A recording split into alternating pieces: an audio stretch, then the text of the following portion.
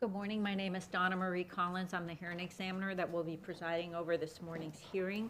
The request is for a variance from the setbacks for an accessory use. All testimony and evidence will be taken in under oath, which I will administer to everyone in the room at the conclusion of my remarks. Requests for variance decisions are final with the hearing examiner.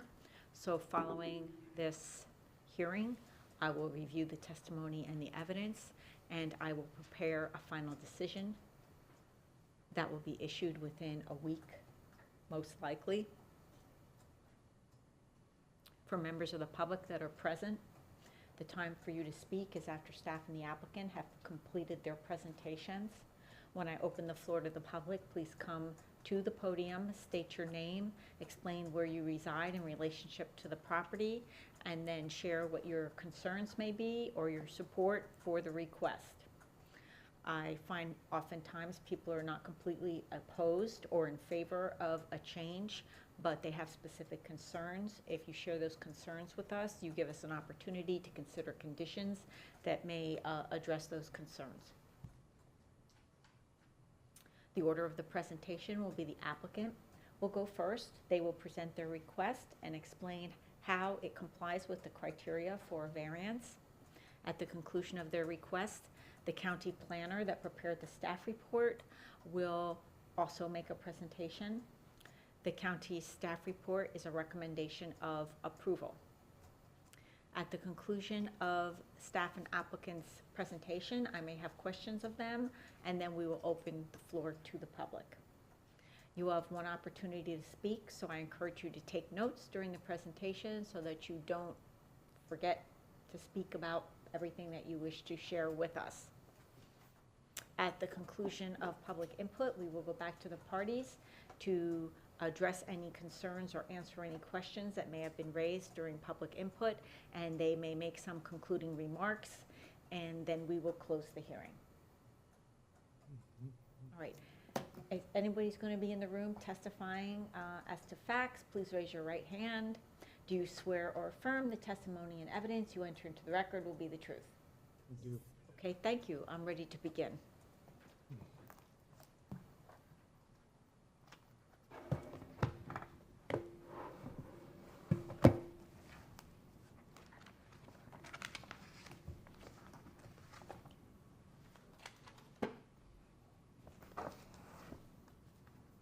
Good morning, Madam Hearing Examiner.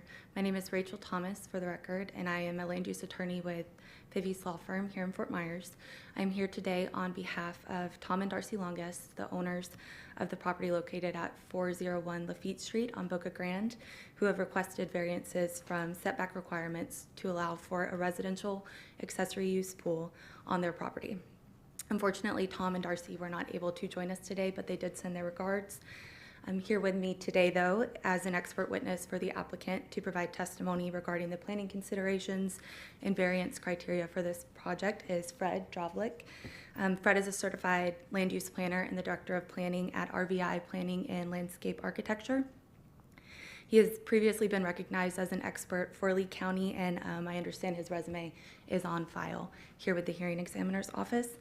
We respectfully request that he be accepted as an expert witness for this hearing again, and he'll be able to provide any additional qualifications needed during his portion of the presentation. Before giving our overview of the request, I'm going to take a quick moment and thank staff and everyone here for their participation and their efforts today. We do support staff's analysis provided in the staff report and their recommendation for approval of the variances. The applicant respectfully requests approval of two variances under section 40195-B3 to allow for the placement of a residential pool on the southeast corner of their property, which is between the primary structure and the neighboring property line, the side lot line to the east. The first variance is from section 34-1174, subsection B1's requirement of a 100-foot setback for an accessory use that's located closer to a street right-of-way than the principal structure. We are requesting a variance from this standard to allow the pool to be placed 15 feet off of the southern property line between Lafitte Street and the primary structure.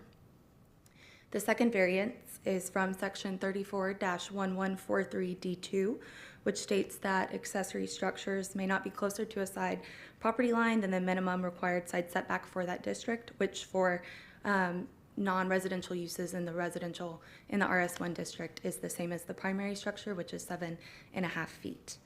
So we are requesting a variance of 23 inches to allow for a setback of 5 feet 7 inches for one of the corners of the pool.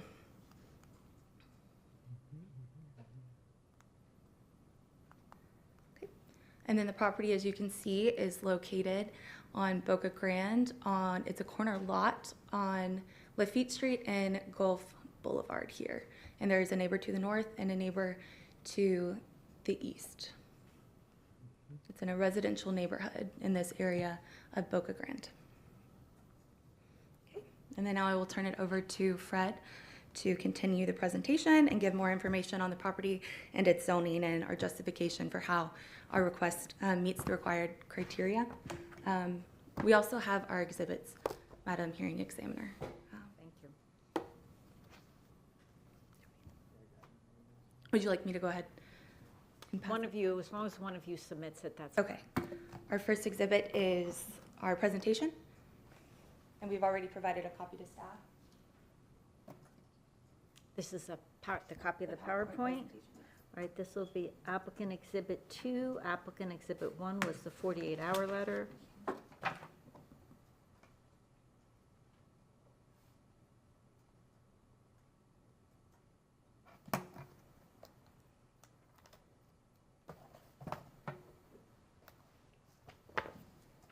Thank you. And our second exhibit are the application and sufficiency materials. Okay, thank you. That'll be applicant exhibit 3.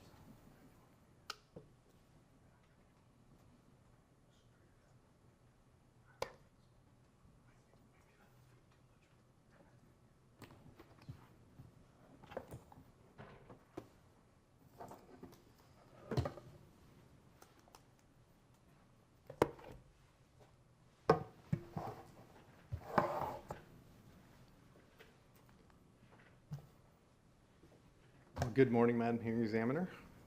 Thanks for your time this morning. I did want to ask a question. Were you able to do a site visit? Yes, I was. Were you?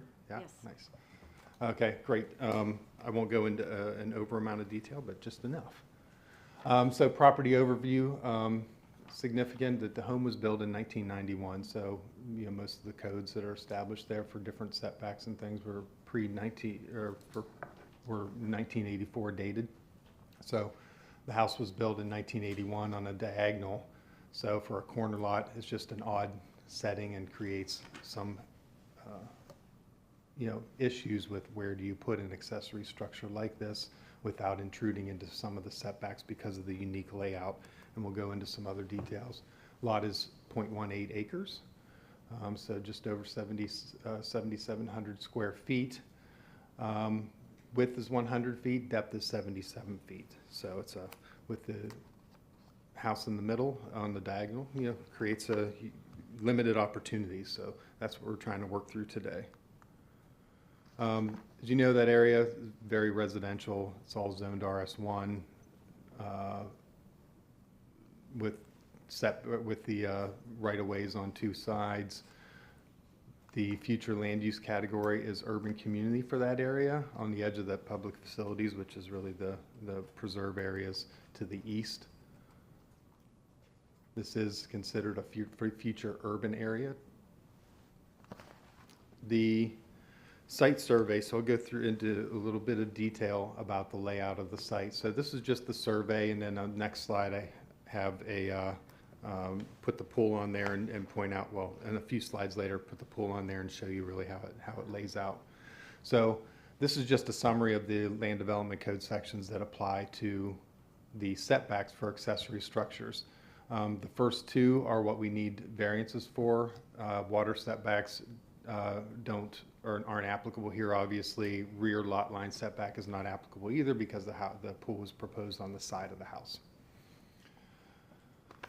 The variance 1, So variance 1, section 341174B1 says no accessory use building or structure may be located closer to a street right-of-way line or street easement than the principal building. So because of that unique layout with the pool on the side, then we're certainly within 100 feet of the street because the entire depth of the lot is only 100 feet. So there was no way to avoid a variance of some sort if if the pool was on the side of the house. So that is a variance of 85 feet. And pursuant to Land Development Code Section 342192, B2, the proposed in-ground pool meets the minimum 15-foot street right-of-way setback from Lafitte Street and exceeds the minimum 25-foot street setback from Gulf Boulevard. So placing the pool in this southwest corner of the property to maintain the current parking and access areas and minimize disturbance of vegetation on the north side of the property. This placement also locates the pool next to the driveway and garage area of the neighboring property, the representatives which are here today. So that's the neighboring to the east. So that's the first variance would be to the street. The second variance is the side yard setback. This is a fairly common setback that's needed when there's an odd placed structure on a smaller lot, especially on a corner lot that has two street right-of-ways. So Section 341174D2 says that except as provided and these other sections that are referenced here, all accessory residential buildings and structure might be set back a minimum of 5 feet from any rear property line and may not be closer to a side property line than the minimum required side setback for the district. In this case, it's 7 feet and 6 inches, or 7.5 feet. So what we have provided was 5 foot 7 inches, a total variance of 23 inches. So some of our justification, and we'll bullet point some details here in a minute, but some of the justification is the property was platted in 1958, home constructed, and actually on the books in 1982. So the current homeowners inherited a diagonally placed home on a corner lot, leaves limited normal pool placement options. So given the existing structure and proposed placement is the least disruptive option to the character of the area. So in the older subdivisions and developed lots on Boca Grande, a pool and the side yard requiring relief from current regulations is not out of the ordinary. We show a couple examples in this presentation. This variance is minor, less than 2 feet for just one small corner of the pool, where most of the pool does comply to the setback. The pool itself is not trying to be too big for the property, the width ranging from 7.5 feet to the 10 feet 8 inches wide, so generally a small to moderate pool, so they aren't trying to build a super pool here. All right, let's look at the site plan. And this is just to give you a little bit better idea of clarity, so you know of where variance 1 is, where variance 2 is. So it's an in-ground pool with no footer. Paver deck is at the ground level as well as the pool. So that's an important feature. We're not trying to do a raised deck or anything else. It's a paver deck right at the ground level, and so even with the pool. The paver deck is in that lighter tan. It will have a security fence around near the edge of that paver deck. So there will be a security fence that will meet the minimum requirements for according to the pool guidelines. So a minimum 4-foot flexible baby barrier placed along that paver edge. So with variance 1, there's 2 little corners there that meet the 15 feet setback from the right-of-way. There's actually almost 30 feet to the actual edge of pavement, but to our property line, that'll be 15 feet. And then you can see there on that very east side, that one corner is only 5 foot 7 inches. You can see the setback line. And again, these are visual representations. This is not done on a survey, but the figures are accurate. But this is just a visual representation of where the setbacks are. So you can see the corner piece of that needs the variance. So the pool is 5 feet 7 inches from the property line. Correct. But the deck is what is 23 inches from the side property line. Oh, no, the total variance is 23 inches, 5 feet 7 minus 7 foot 6. The deck doesn't need a requirement, or it doesn't need a setback requirement. Because it's flush. Yeah, it's flush. So there's no variance needed for that. But this is, and that's the question. That's the first thing I looked at when we started talking through this, is, and even with the neighbors talking through this, going, is that right? You know, and it's tough when some of the code's silent on some of that. And it's not completely silent, but there's no specific that says no setback needed if at ground level. You know, it just talks about if it's a raised deck, then it needs to be setback. And if it's a deck, but a paver at ground level does not meet any of those requirements. So we beat this up quite a bit with staff and went round and round to make sure that we were all correct on this. And that is the conclusion, but I'll let staff defend themselves on that interpretation of the code. Okay, so in this right now, we're focusing on the setback from Lafitte Street. On this slide, correct? Two things. Well, we're focused on this setback. They, you know, can be objectionable because it should be the pool edge should be at this dotted line, and we intruded into that setback a little bit, 23 inches. This is the 23-inch intrusion for that corner of the pool. So if the pool didn't include that notch out, you would be right at the setback line. Is that right? Yes. Okay. Yeah, so in that way, we just considered it a reasonable and a very minor and minimal intrusion in there, because once you start cutting those corners and doing those things, it makes for a much more complicated pool layout than a typical square edge. And it's really due to the angle of the house and where we were able to locate it that edge ended up being out there.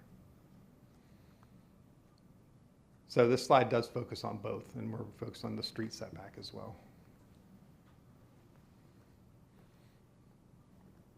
That makes sense? Yeah, proceed. Okay.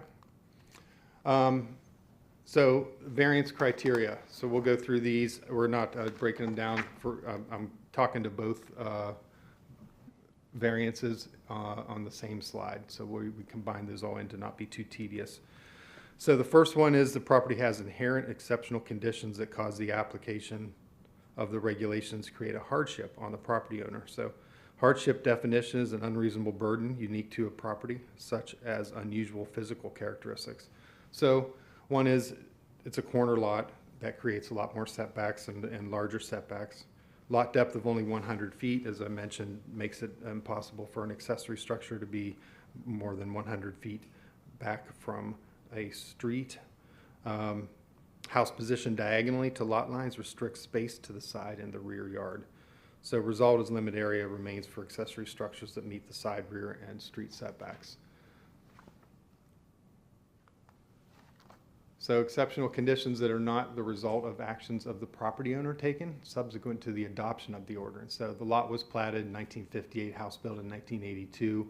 A lot of the codes were really enacted in 1984. So the current owner purchased it in just last year, property in 2024.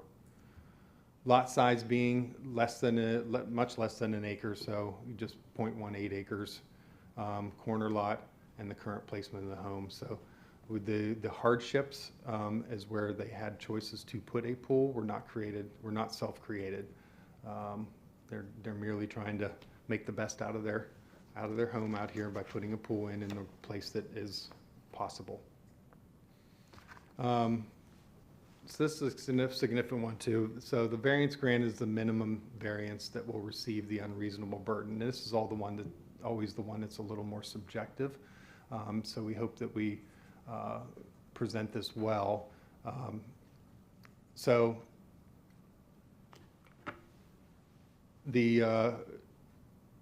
We established street setbacks for corner lots recorded prior to January 28, 1983. LDC section 342192 B2B2. Where a lot has a width of less than 100 feet and abuts a local street and a street of higher classification, the street setback for a local street may be reduced to 15 feet. So this is the case here. The plat for the subject property is recorded 1958.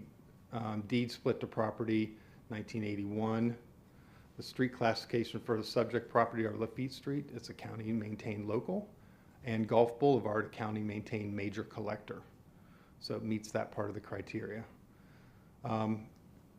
With that, then the setback on the street can be reduced down to 15 feet, and that's what the intention of our request meets, and the design of the pool meets the 15 feet to Lafitte Street. So this would allow the pool installation with minimal disruption. There's vegetation on site that would be great to keep. It's been there for a long time. Preserves the current ingress-egress on the southwest portion of the property. Maintains access to the house from the front and back doors. So side setback variance, we believe, is the minimum necessary given the reasonable pool size and the layout to avoid encroachment into the front street easement. And the placement of the home and the alignment leaves pretty poor or inadequate room in the rear of the house to put the pool. It's just a real awkward layout in the back that makes it very difficult to not have variances there as well. So number 4 is the variance criteria. Number 4, the granting of the variance will not be injurious to the neighborhood or detrimental to the public welfare. I think this is a fairly clean and easy one. I mean, pools are obviously permitted in the RS1 district. Many of the surrounding properties have pools, including adjacent lots and those across Lafitte Street. The proposed pool is consistent with the neighborhood design, includes the required safety features, and similar pool placements along Gulf Boulevard have setbacks under 100 feet from the street and have been located in side yards.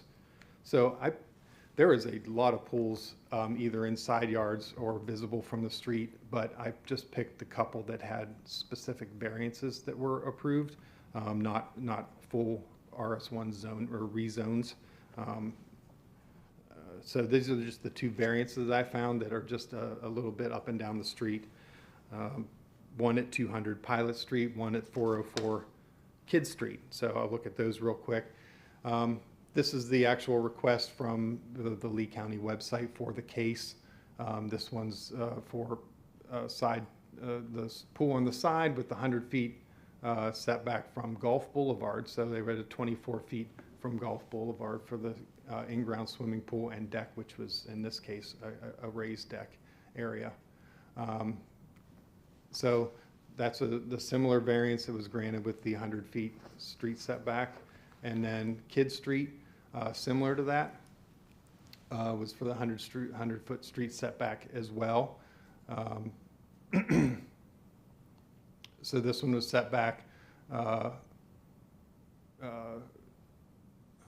forget the distance on this one, 22.7 feet from Kidd Street. So there's a couple of setbacks that are examples, so this isn't an unheard of thing. We don't think there's anything that's needed to be changed in the code. We just believe this is consistent with, you can see both of these lots were the houses were put on in an odd layout. They were both corner lots, which we know that creates a lot of difficulties with accessory uses. So the last variance criteria, the variance consistent with the Lee plan. So obviously we don't increase property density.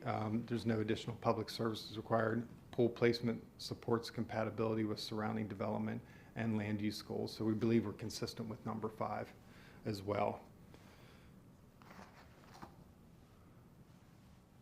The Boca Grande Community Plan, so objective 19.1.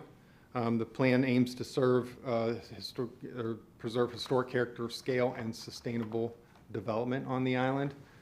Pools and accessory structure aligns with surrounding residential patterns along Gulf Boulevard. We believe the placement in the southwest corner minimizes environmental impact. And then no burden on the existing infrastructure or need for additional services. So we're consistent with the Boca Grande Community Plan as well. And lastly, we believe we're consistent with policy 19.1.5, which is to maintain the traditional scale and historic patterns of development on Gasparilla Island. Property is not located within the Boca Grande Historic District. That's important to note. Variances do not involve new residential construction, so we're not creating a new principal structure and then therefore then creating the location of this pool requiring a variance. Rear setbacks are maintained, minimal side setback encroachment only for that small area, that corner, that little triangle shape of the pool. And the pool placement respects the coastal construction line and preserves a traditional scale development pattern consistent with southern Gasparilla Island. I know that wasn't exactly relevant. That's just a significant piece of that policy that I wanted to mention.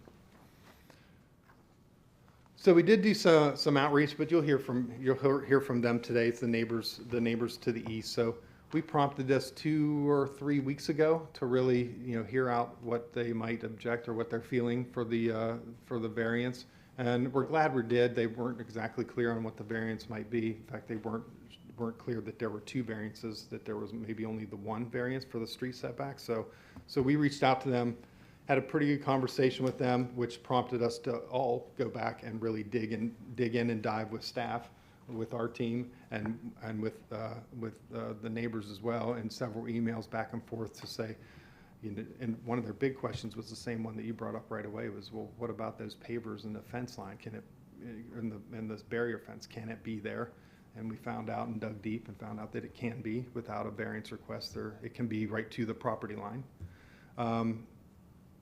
And then, so once we got that settled, sent them all the land development code sections and everything, we, kind of closed that loop, and they're here today to talk through that. But we put a good effort into it to try to make sure that we're being a good neighbor and to represent the longest and the best way that we can. So that was our outreach to them, and we'll hear from them and be able to talk through that today. So in conclusion of my part of the presentation, staff recommended approval, so we agree with the staff report. We think they did a great job on the detail and the history of this.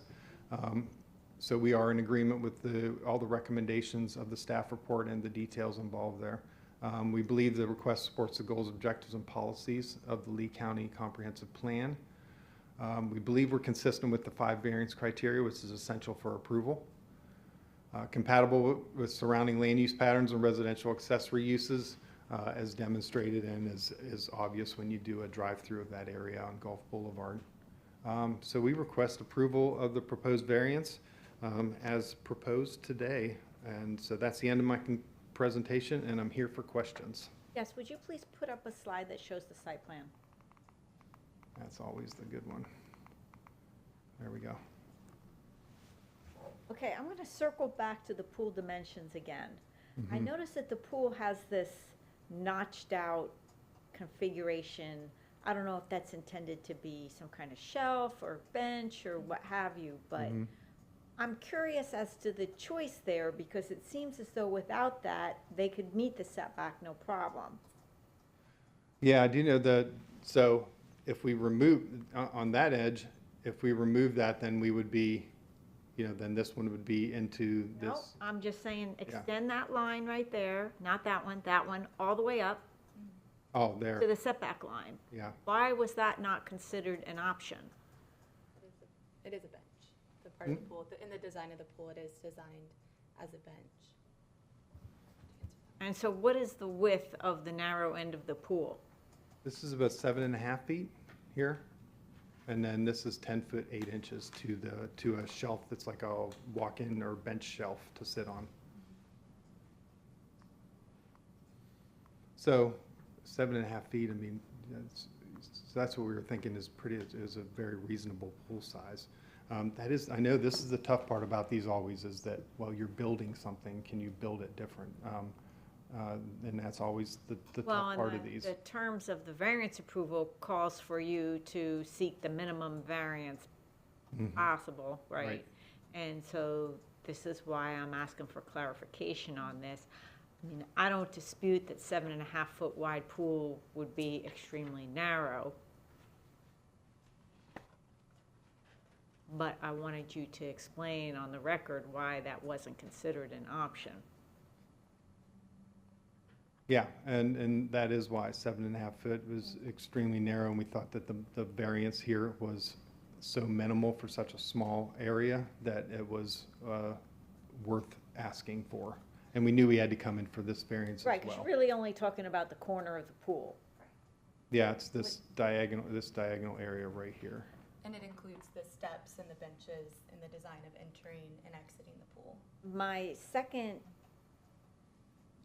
item that I wanted to pursue was, I was surprised the site plan did not include landscaping requirement along the side property line, given the request for the variance from that line, even if it was just a hedge, a continuous hedge, 48 inches in height, maybe installed at 36 inches, maintained at 48 inches.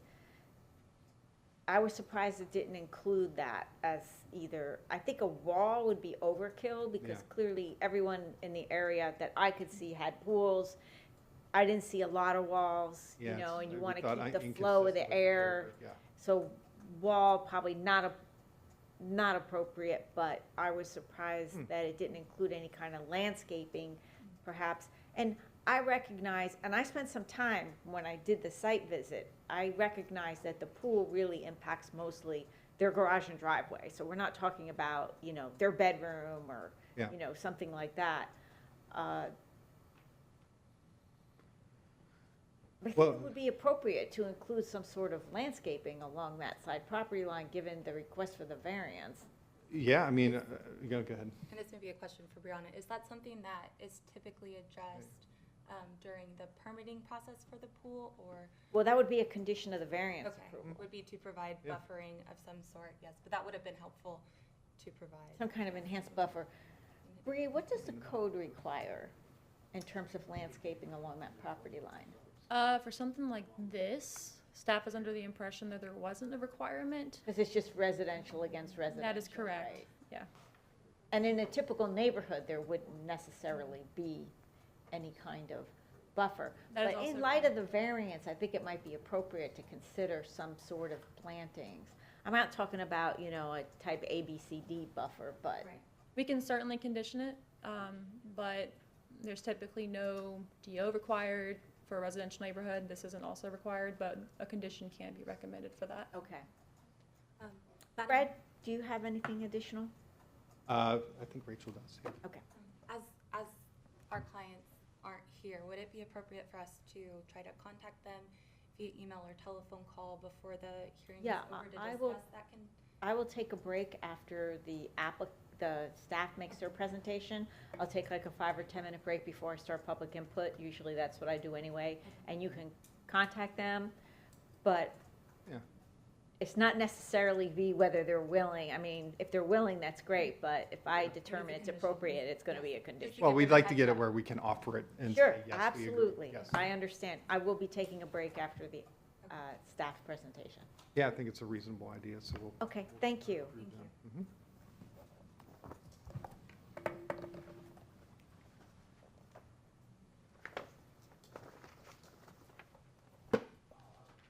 Not used to conditioning the variances. Yeah, makes sense.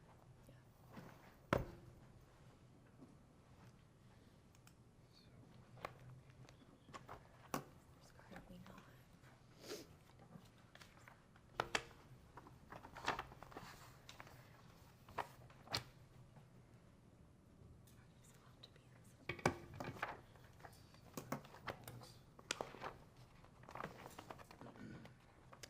Good morning, Madam Hearing Examiner. Before we get started, I would like to provide you my presentation for the record. This will be Staff Exhibit 3.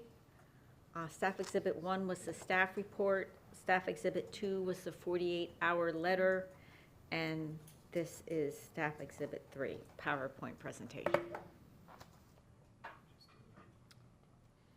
Okay, for the record, my name is Brianna Schrader. I'm a zoning planner for the zoning section of community development. I was previously accepted as an expert witness in Lee County Land Development Code and Comprehensive Plan and wish to do so again today.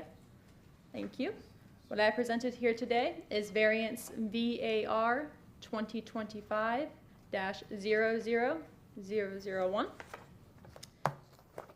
which are variance requests by Pavis Law Firm on behalf of the owners Thomas and Darcy Longest to allow a residential in-ground pool to have a street right-of-way setback of 15 feet from Lafitte Street, which is less than the 100-foot setback for accessory uses, closer to a street right-of-way line or easement than the principal building, as established in LDC Section 34-1174B1, and to have a side yard setback of 5 feet and 7 inches, which is a 1.8-foot reduction to the minimum 7.5 feet side yard setback established in LDC Section 34-1174D2. Staff recommends approval of the applicant's request, subject to the conditions that will be provided later in this presentation.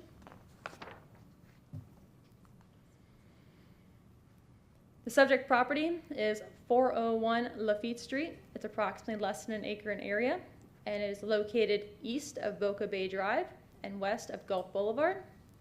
The subject property is part of Tract 5 within the Golden Beach subdivision, as recorded in Plat Book 11, pages 21 through 23 on July 25th, 1958, with the public records of Lee County. The subject property was subsequently split by deed, as recorded on July 7th, 1981, with the public records of Lee County.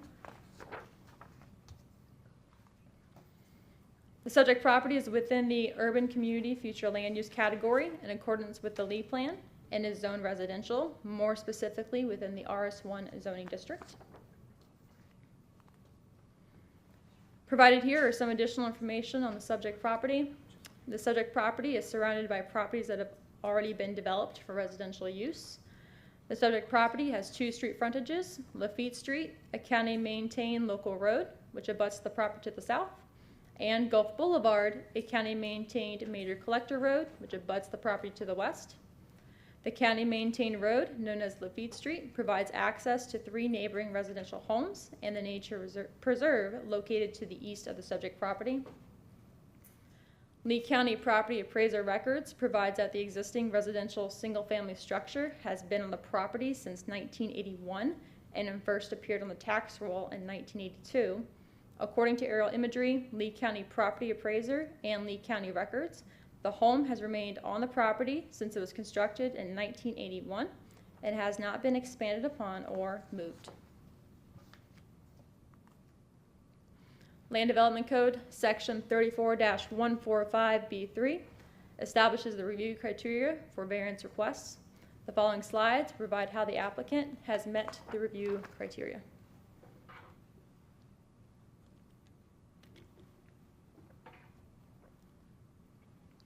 A hardship, as defined in LDC Section 34-2, means an unreasonable burden that is unique to a parcel of property, such as peculiar physical characteristics. The subject property meets this definition and prohibits a residential in-ground pool from being constructed in a manner that will meet the regulations established in LDC Section 34-1174. The subject property is approximately less than an acre in area, has 2 street frontages, and is classified as a corner lot pursuant to LDC Section 34-2. The subject property has a lot depth of 100 feet and a lot width of about 77 feet. Although subject property meets the minimum dimensional requirements established in LDC Section 34-695, the property constraints, which include the location of the existing single-family residence on the property and the property's corner lot condition, do not allow the residential in-ground pool to be located in a manner that meets the minimum setbacks of 100 feet as set forth in LDC Section 34-1174B1, or the 7.5-foot minimum side yard setback as set forth in LDC Section 34-1174D2. As previously mentioned, the subject property is part of Tract 5 within the Golden Beach subdivision. The lot was split by deed as recorded on July 7th, 1981. The home was constructed in 1981 and it first appeared on the tax roll in 1982 and sits at an angle which provides limited space. There are 2 street frontages, which classifies the lot as a corner lot. There are vegetation that have been on the property since about 2002 according to aerial imagery. And the exceptional conditions provided here were not the result of the current property owner who purchased the property in 2024. Although the requests are a reduction of the minimum 100-foot setback from Lafitte Street, and the minimum 7.5-foot side yard setback, staff felt that it should be put on the record. The proposed site plan does meet the minimum required street right-of-way setbacks. LDC section 34-2192 B2 establishes street setbacks for corner lots recorded prior to January 28, 1983, where a lot has a width of less than 100 feet and abuts a local street and a street of higher classification. The street setback for the local street may be reduced to 15 feet. Due to the subject property abutting a local road known as Lafitte Street and a major collector road known as Gulf Boulevard, the property being about 78 feet in width, and the plat being recorded on July 28, 1958, and the deed being recorded on July 7, 1981, the minimum street right-of-way setback for Lafitte Street is to be 15 feet, and LDC section 34-2192A has a minimum street right-of-way setback of 25 feet from Gulf Boulevard. The proposed residential in-ground pool sits at 15 feet from Lafitte Street and exceeds a 25-foot setback on Gulf Boulevard.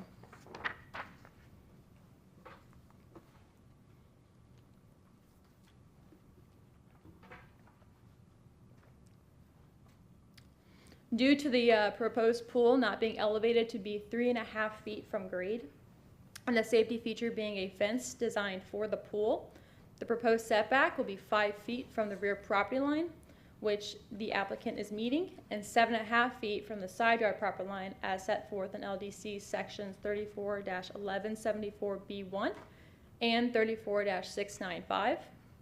The applicant is requesting relief from the minimum side yard setback by requesting a setback of 5 feet and 7 inches. The 100-foot setback requirement for accessory structures or uses being closer to the street right-of-way than the home, as established in LDC section 34-1174B1, makes construction of an in-ground pool difficult on the subject property, as the property has a depth of about 100 feet and sits at an angle. Additionally, there are several types of vegetation on the site and have been there since about 2002, according to clear aerial imagery. The placement of the in-ground pool reduced the amount of vegetation to be disturbed. Staff would like to put on the record that a concern was brought up about the proposed pool deck, as we were talking about earlier with the applicant. I would like to put on the record that when the pavers are sand set and they're located around the pool and they're not elevated and they're not constructed to accommodate something like a pool enclosure, it is not required to get a permit for it and can be up to the property line as like a walk path should the homeowner choose to do so. However, in the future, if, say, the current homeowner or a future homeowner would like to construct a pool enclosure on that deck, they would have to get a building permit and have to come back for a variance, as it would not meet the setbacks here. And the request today is for the in-ground pool. So the request for relief from the setback requirements will allow the construction of the residential in-ground pool. The requested variances will not be injurious to the neighborhood or detrimental to the public welfare.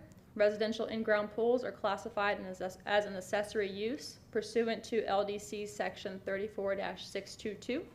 The proposed in-ground pool, which is located on the same property as the principal use, is customarily incidental and subordinate to the principal use and will comply with all other applicable regulations established in the Land Development Code. Similar requests, as provided to you before, have been approved for this area, especially properties on Gulf Boulevard. The property is located on Lafitte Street, which serves as an access point for 3 other property owners and the nature preserve located to the east. Lastly, the pool has been designed in a manner consistent with other pools in the area and will have the mandatory safety features established in the current Florida Building Code, which requires an aluminum picket fence with a height of 4 feet with a self-locking feature on the gate.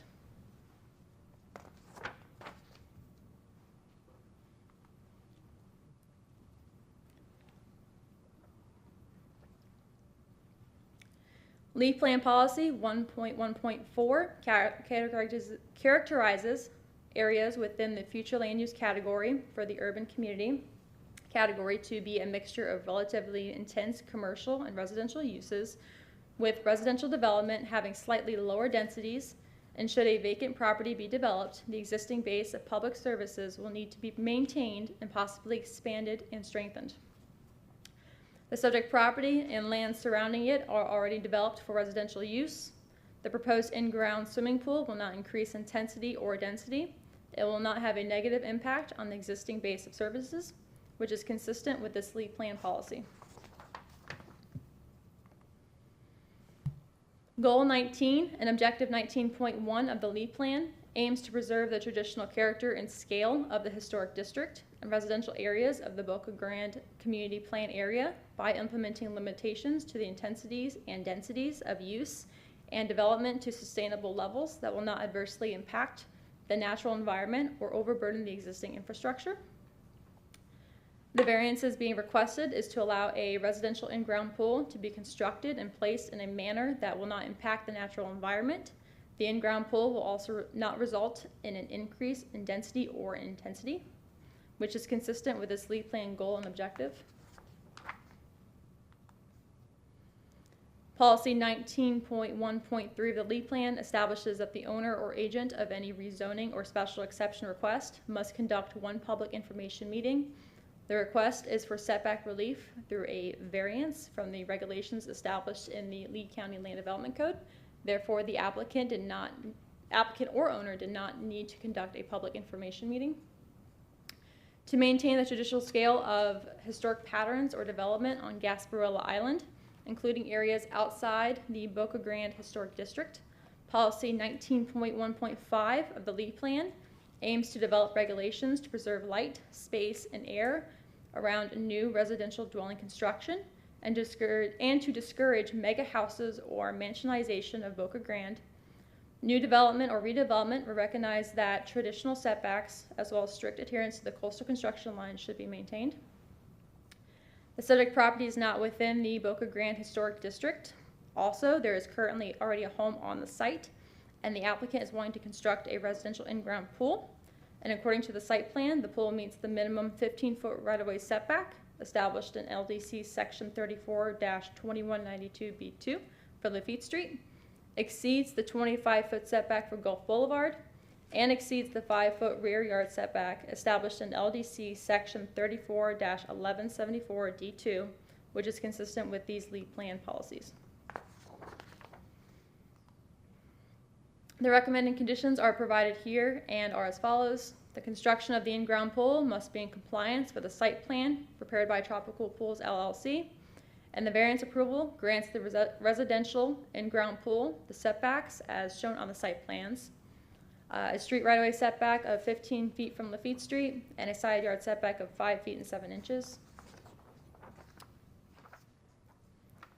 So to conclude today's presentation, there are inherent exceptional conditions that cause the application of the regulations from which relief is sought to create a hardship, as defined in Land Development Code Section 34-2 on the property owner. The exceptional conditions are not the result of actions of the property owner taken subsequent to the adoption of the ordinance. The requested variances are the minimum variances granted that will relieve the unreasonable burden caused by the application of regulations to the property. The granting of the variance will not be injurious to the neighborhood or detrimental to the public welfare. The variances requested are consistent with the LEED plan, and the request as condition meets the review criteria for a variance as set forth in LDC Section 34-145B3. And staff recommends approval of the requests with the conditions provided and is available for any questions if needed. Okay, thank you very much. I don't have any questions other than the ones I expressed earlier. So we're going to take a 10-minute break. We'll resume at 10 o'clock with public input. Thank you.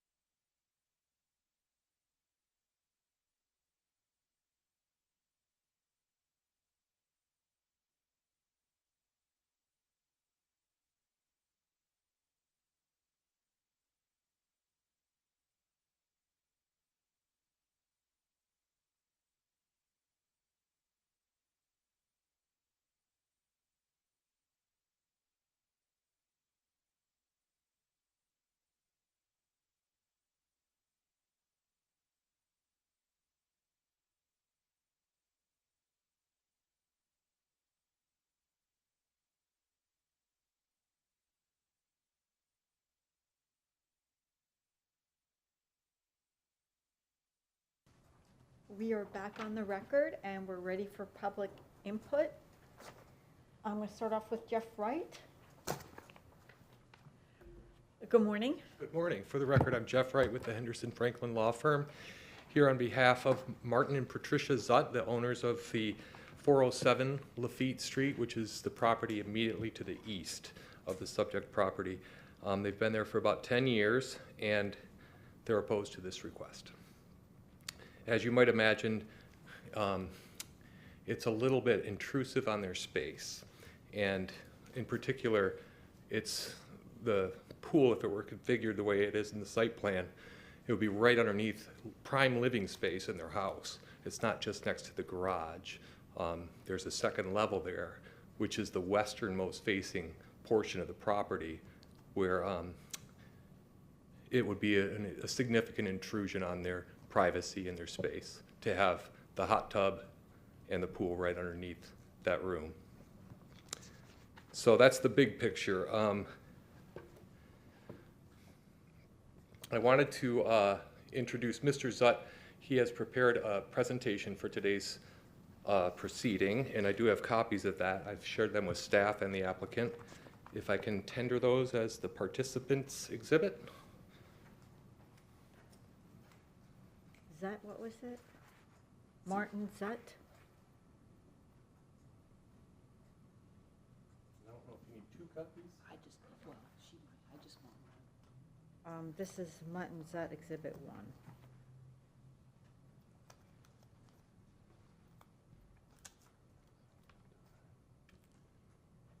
Okay, so Mr. Zutt's going to give the PowerPoint presentation. I'm introducing that, and at the tail end of his presentation, I'm going to go over the criteria and why we think, from a legal perspective, this proposal does not meet the criteria. So our presentation, then argument. That's our plan. The 50-page presentation is not as bad as it may feel as far as the weight goes. It's a big 50-pager, but we expect to go through it fairly quickly because a lot of it is pictures of other properties in the neighborhood. Mr. Zutt has a pretty impressive background with data analysis, property construction. I don't think that it's necessary to have him admitted as an expert. He's a neighbor with, I think, special knowledge of the neighborhood and of the property, being a resident there for 10 years. So that's what his testimony is going to be related to, and I just wanted to lay that foundation, if you will, to make sure that you're aware where he's coming from. More than just a neighbor. He's sharp, and you'll see it. We disagree with staff's recommendation of approval. Like I said, failure to meet the applicable criteria. We don't agree with the conditions of approval because they're both tied to the site plan, which puts the hot tub right underneath the prime living space. So the conditions of approval are not enough to address our concerns. So before I turn it over to Marty, I wanted to thank the applicant's team. They've been courteous. They've met with the property owners, tried to work it out. Unfortunately, they have differing viewpoints on this project. But I did want to thank them for being helpful and courteous to the extent they could. And also to staff, Brianna's been great. She's also taken time out of her day to provide helpful information to the neighbors. At this time, I'd ask Marty to come to the floor and give his presentation.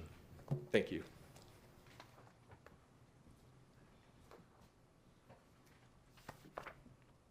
Let me just make sure I know how to operate this, Brianna. The arrows are forward, slide, backward, You got it. and there's a pointer, a laser pointer, the red, I've never used it. red. Yes. Yeah. The red is the laser. Thank you. I like the laser.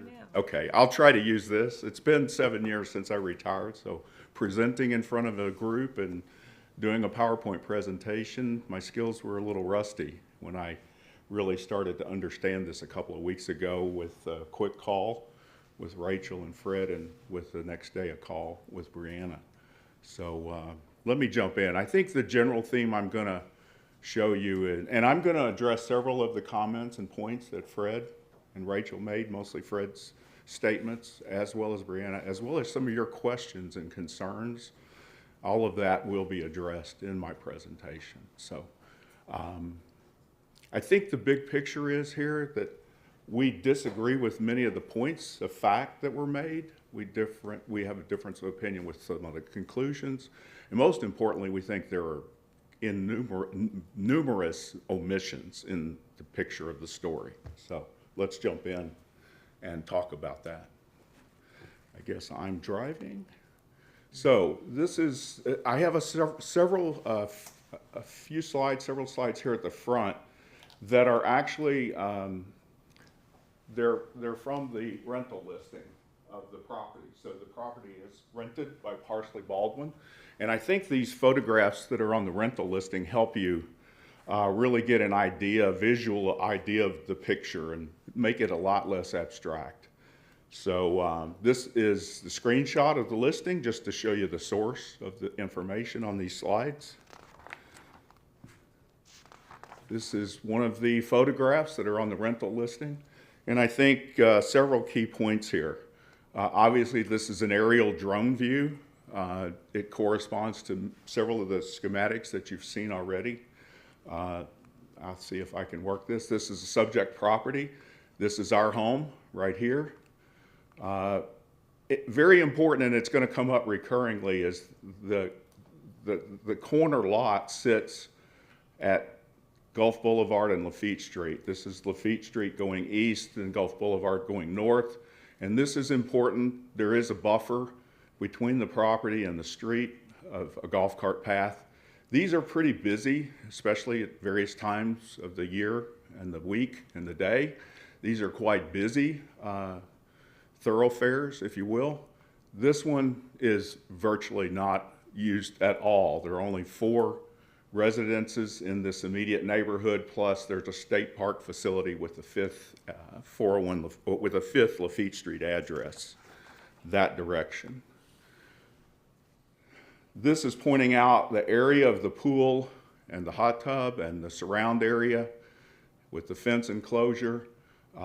It has been mentioned it's adjacent to our garage at the ground level and our driveway at the ground level, but as Jeff mentioned, and I think is curiously omitted in the application commentary and in the discussion so far today, that this is our master bedroom.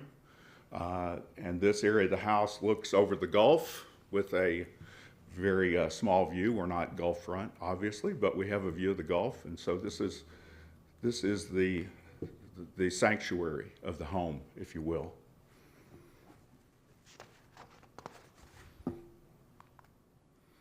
A couple of views of the home here. This is actually the subject property facing Gulf Boulevard this way. So technically, as the home is built, this is the front, even though the street address is this way to Lafitte Street. This is the area of the pool. 2 cabbage palms, a third one, 3 cabbage palms there, a small landscape bed. And that will become more relevant as we look at the other sides of the home as well. All of these slides, by the way, are labeled by the direction of the view from the photographer's standpoint. This is actually a current photo that I just took this week from the street, and this shows those 3 palm trees, this one a little better. I think that those in the proposed location of the pool, those would have to be moved. This last week I had the property line surveyed, so if we need it, we have a good, we have some pictures that have a good reference of the property line with these surveying stakes that Shrimshock surveying put down. And you'll see later in the presentation I will use, and Fred and Rachel used, the applicants used survey documents by the same surveying company. Dave Shrimshock basically is the surveyor for all the Boca Grande properties. So this is the Lafitte Street side of the home and the side of the pool. I'm not going to belabor the point, Fred, but your sign fell down. Sometime from when my other neighbor down the street sent me a picture of it 2 weeks ago, and when we arrived on Saturday. Get a bigger hammer? You need a bigger hammer.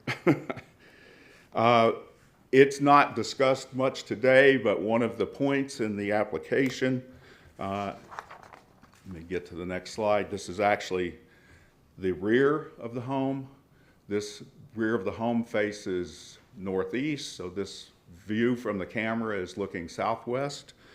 We're going to talk about vegetation just slightly because it seems to be a common theme that I don't understand, and I'll explain that further. What am I seeing on the far side here? Left or right? Like, to the right of the structure, straight through, I see a telephone pole. What street is that? Okay, the property line, the telephone pole roughly is the property line. Right, but what street is This that? is this is landscaping on our property. It happens to be landscaping primarily that gives us some privacy from Gulf Boulevard of our pool area. Okay, my question is, what street am I seeing in the? Oh, this is Lafitte Street. I'm sorry, I didn't understand your question. So this is Lafitte Street. Our home is slightly to the left of the margin of the picture. This is the subject property, which sits on an angle to this property line, and well, all four boundary lines. The principal structure sits on roughly a 45-degree angle. This would be vegetation rear of the home, which I'm going to talk about further. The deck access stairs I'm going to point out here because I will comment on those as well further, as well as this tree. Okay, so the pool will be placed beyond the, The pool would actually be on the side of the home here facing Lafitte Street. okay, Not in this area, but we're going to discuss that as well. all right. Simple wooden deck, obviously, is noted. An electrical meter and service is noted as well. Okay, same view, current photo. Let me go back. This is the rental listing, the realtor rental listing photo where this tree is present. This is the current view. That tree has been removed. So the vegetation on this side of the home is this bed in this view, and I'll show you in another slide a couple of cabbage palm trees as well. So my opinion, and I think it's very objective, is the vegetation on this side of the home is roughly equivalent, that could be disturbed for a pool. An alternate pool location is roughly equivalent to the vegetation on the proposed side. And I'm going to explain that further. Okay? Any other questions? And I'll go on to the next slide. No, you can go on. This, again, is a slide or a picture from the rental listing. This happens to be this is kind of the opposite view of the previous slide. Whereas the previous slide was basically a photographer standing in this corner looking at the house. This is someone standing under the house looking back in that direction of the prior picture. This is the tree that I mentioned in the previous two slides that is now gone. The stairs up to the deck, you can almost see the handrail right there. So it's just outside the margin of the picture. This area is going to be a subject of discussion. The landscaping here is on our property. The property line is between these two cabbage palms and the rest of this vegetation. These two queen palms, the gray trunks, there's actually two there. It's hard to see there are two. There's one and two behind it. We lost this palm tree actually due to the saltwater damage from the tidal surge of Hurricane Milton last year. So this photo was taken. That palm tree is actually not even there. The vegetation in this area has been retarded or suppressed back by the tidal surge from Milton. So it looks slightly different now. It's a little less full, the vegetation. All of this vegetation is on our property line. This is our home right there. And I'll come back to some of these points. Another picture from the rental listing. This is standing under the home looking at a slightly different angle. This angle is looking more southeast, whereas the prior angle standing under the home was looking more northeast. Just to give you a further view, to visualize this, I like to visualize these things with pictures. Again, that's the same vegetation I mentioned before that's on our property. And this, I don't think I mentioned, this is just a simple wooden deck laying on the ground. It looks like there's also a small concrete slab laying on the ground that I'm assuming was once for a hot tub. Just a slightly different angle here, not much else to add. It's basically looking the same direction as the previous slide. Just standing under the home at a little different spot. All of these are just visual references that will help you visualize points that are articulated in remaining slides. Okay, I think this is very similar to a slide that either the applicant or Brianna showed before. This is information from Lee County's website. This is the subject property. We've talked about this northeast corner of the property and the vegetation there. We've talked about this southeast corner of the property and the vegetation there. Again, I want to reemphasize this is going to become, I think, significantly relevant, that this is a golf cart path and Gulf Boulevard, which are busy thoroughfares. This is a side street, Lafitte Street, which is a very unbusy thoroughfare. Not much there on that street, as you'll see in a further slide. This is our home. Property line we've talked about. Maybe a vegetation bed and 2 cactus palms and a 3rd cactus palm here would have to be disturbed, if you will, by the pool as located here in the applicant's proposal.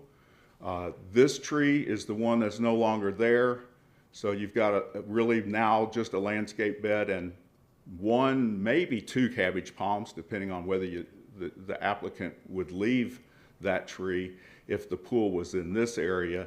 And of course, the paver deck around the pool, if you want to consider that alternative, which I'll explore that scenario further. Obviously, a simple wooden deck, you would remove it and integrate it into the paver deck of the pool. The stairway is there and would not be disturbed. So the argument that there's an effect of our alternate location proposal on ingress or egress to the home there is no impact to that.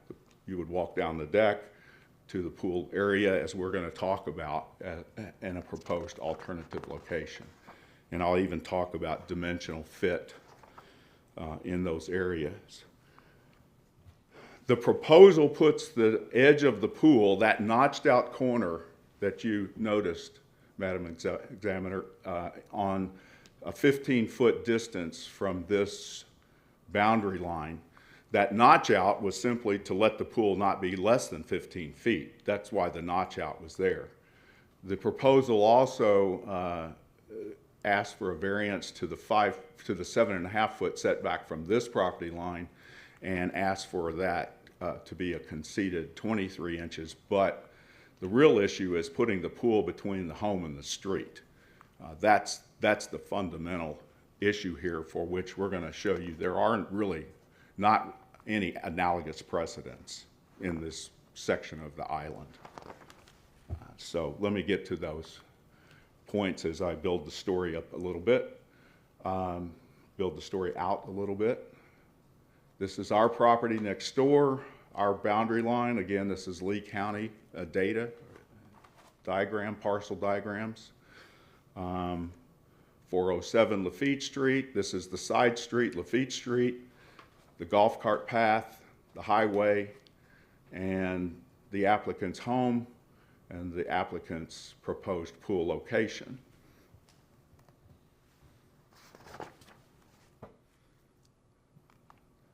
Slightly zooming out in the satellite views, you can see 385 Gulf Boulevard. This home's what you would, I think Fred identified as one of the 2 adjacent neighbors' properties owned by Ralph DiCarlo Anecdotally, I'll mention he's the pool company owner for the applicant's pool construction.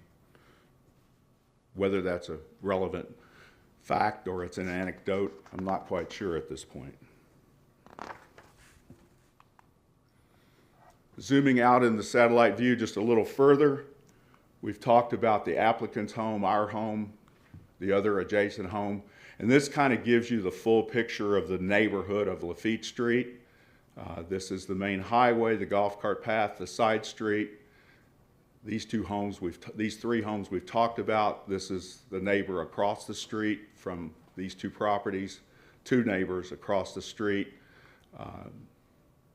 Andy and Liz Linson, and Tom and Evelyn Tribune, who live outside Nashville and outside Cleveland, respectively. This is actually the 5th property that has a Lafitte Street address. This is actually part of the state park facility here. The state park, just outside the perimeter of this photograph, is the big commercial building where they store their vehicles and their equipment for maintaining the state parks on Gasparilla Island, Boca Grande, the north island of that, Minnesota Cay, Stump Pass State Park, 2 state parks on Boca Grande, and even the state park on the water-only accessible Cayacosta Island to the south. The state of Florida provides this home for the director and his family. Brian and Laura Maxwell and their 3 kids live there. And it's really not part of the neighborhood. You can see it's part of the state park facility, and it's separated really from this neighborhood by part of this forest of native cabbage palms. Okay, you've seen more or less this slide as the subject properties location on a survey by Shrimshock Surveying, as I mentioned. You'll see the pool location, the proposed pool location, which has been discussed in various details in the meeting so far. This is what I call the southeast side of the home, the Lafitte Street, the side street side of the home, versus the highway or the golf cart thoroughfare, busier thoroughfare sides of the home.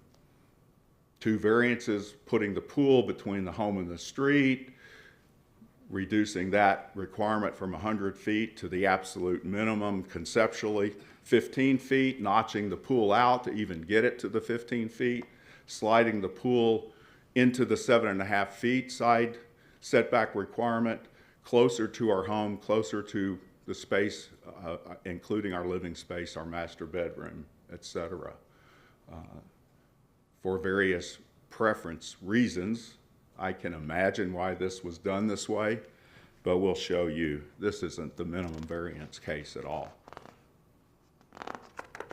I think you mentioned the point, Madam Examiner, about a vegetation barrier.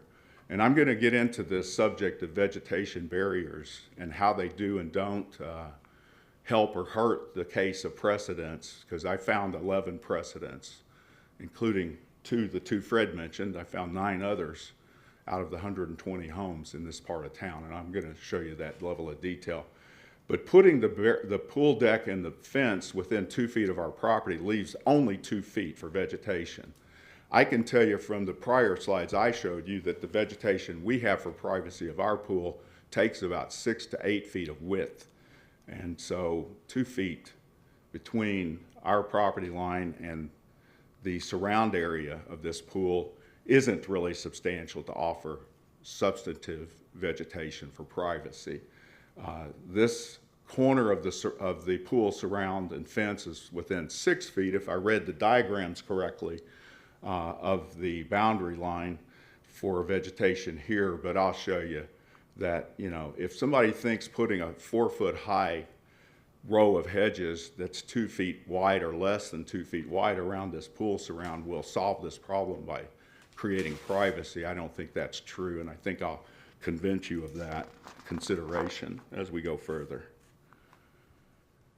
This is a zoom in of the prior slide, and as I mentioned, the proposed location of the pool and spa, this being the spa, between the home and Lafitte Street, the side street, the non-busy side street of the neighborhood.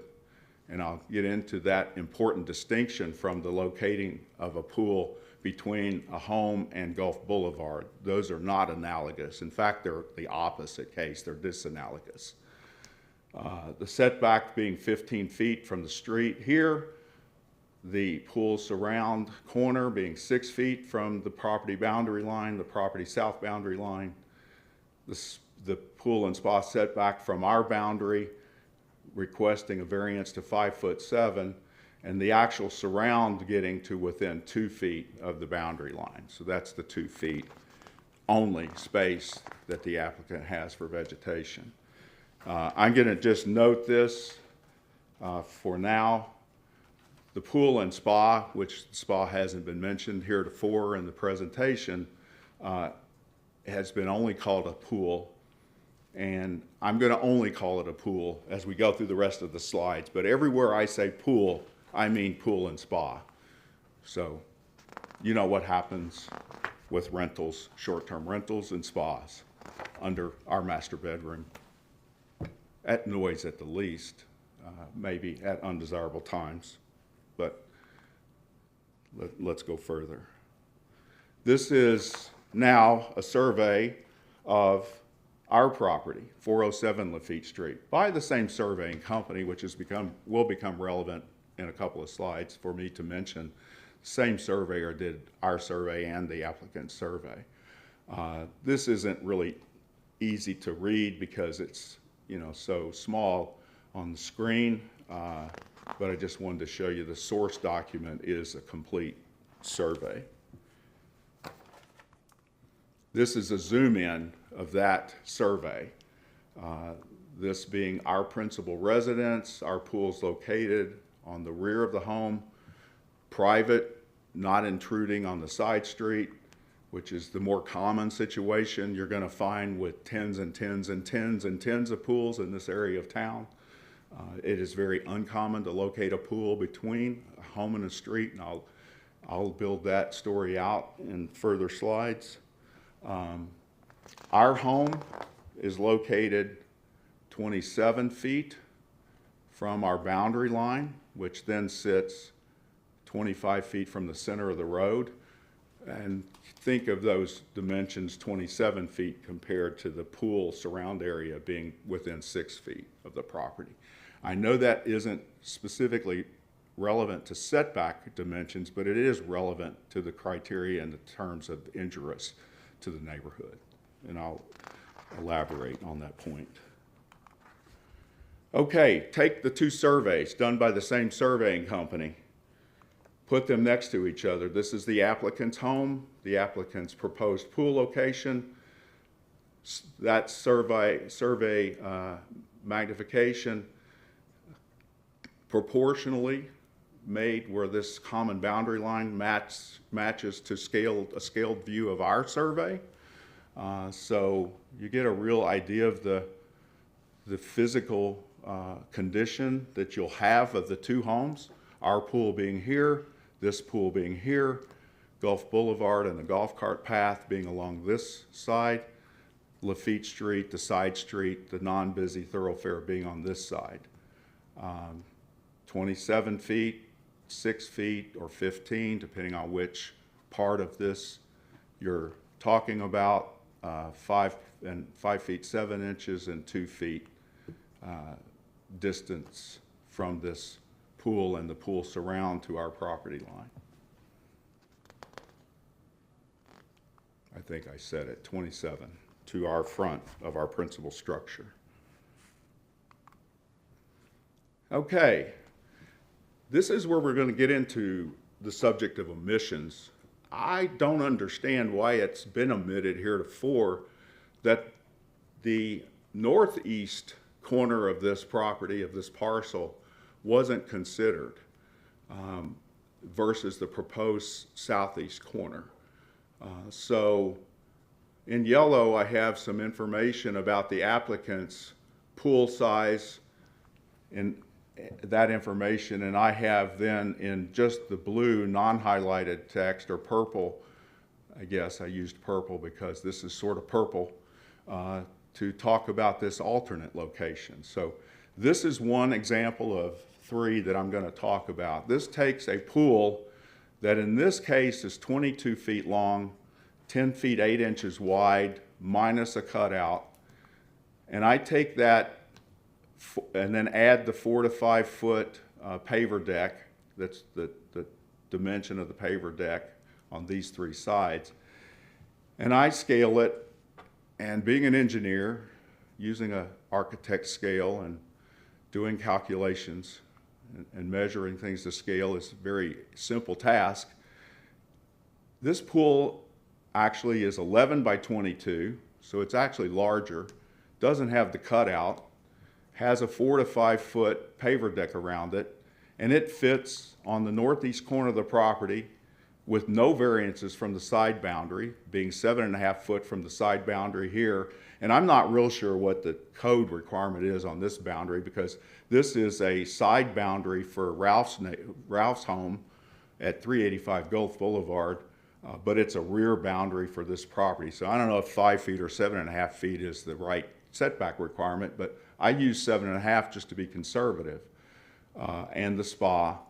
And the pool fits there, as far as I can tell, and I think I've been very meticulous about creating this picture to scale. Quite meticulous, I can tell you. This pool is 242 square feet. This pool is 210 square feet. So my pool proposed concept to consider here is 15% larger, easier to build because it doesn't have the cutout. And the vegetation, I've already exhaustively shown you, the vegetation that's disturbed here versus here is at least a toss-up. In fact, I could argue it might be less back here, because that one cabbage palm tree could be left back here on the applicant's property close to the boundary. So I don't understand the argument, and I think it's disingenuous that the argument was made that part of the hardship here is the vegetation on this corner of the parcel. It absolutely makes no sense. If somebody really thought that that small landscape bed that's here where the tree has been cut down was really important, okay, angle the pool this way and leave the bed. It still fits, it's still bigger, it still requires no variances, it's still 7.5 feet from the north boundary line and the east boundary line for the 2 neighbors. Again, this is a 0 variance case, as the previous slide was a 0 variance case. I just don't understand why this isn't the case that's being pursued, and why this objectionable location requiring these 2 rather odd, and I'll show you in a few slides, unprecedented location near a side street, as close as it's being proposed, is the case that's being pursued. I just don't understand it. This looks kind of funny. It's not an ear. It's a kidney-shaped pool located in the same area. The pool in the center, inner outline, the paver area to the outer outline, preserves the landscape bed, preserves the stairs, preserves the 7.5 foot variances from the pool to the side boundaries, both directions, both north and east. Why wouldn't the pool go here and require no variances? That's 3 alternatives I've shown. Change the pool shape, change the pool dimensions, slightly change the angle, the design, blah, blah, blah. There are an infinite number of no variance cases to put the pool in this part of the property versus in this part of the property. Infinite number of design choices. Okay.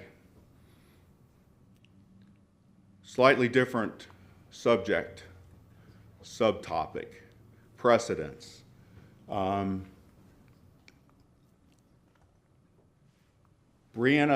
Fred talked about it, and Brianna's report mentions it as justification for criteria D.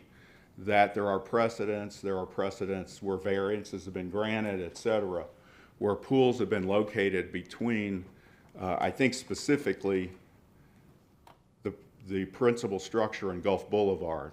I'm going to set up a discussion here to show you why I don't think that's the way to think about this at all. But you got to have some background information here, and you've got to do a little analytical work and judgment to reach those conclusions.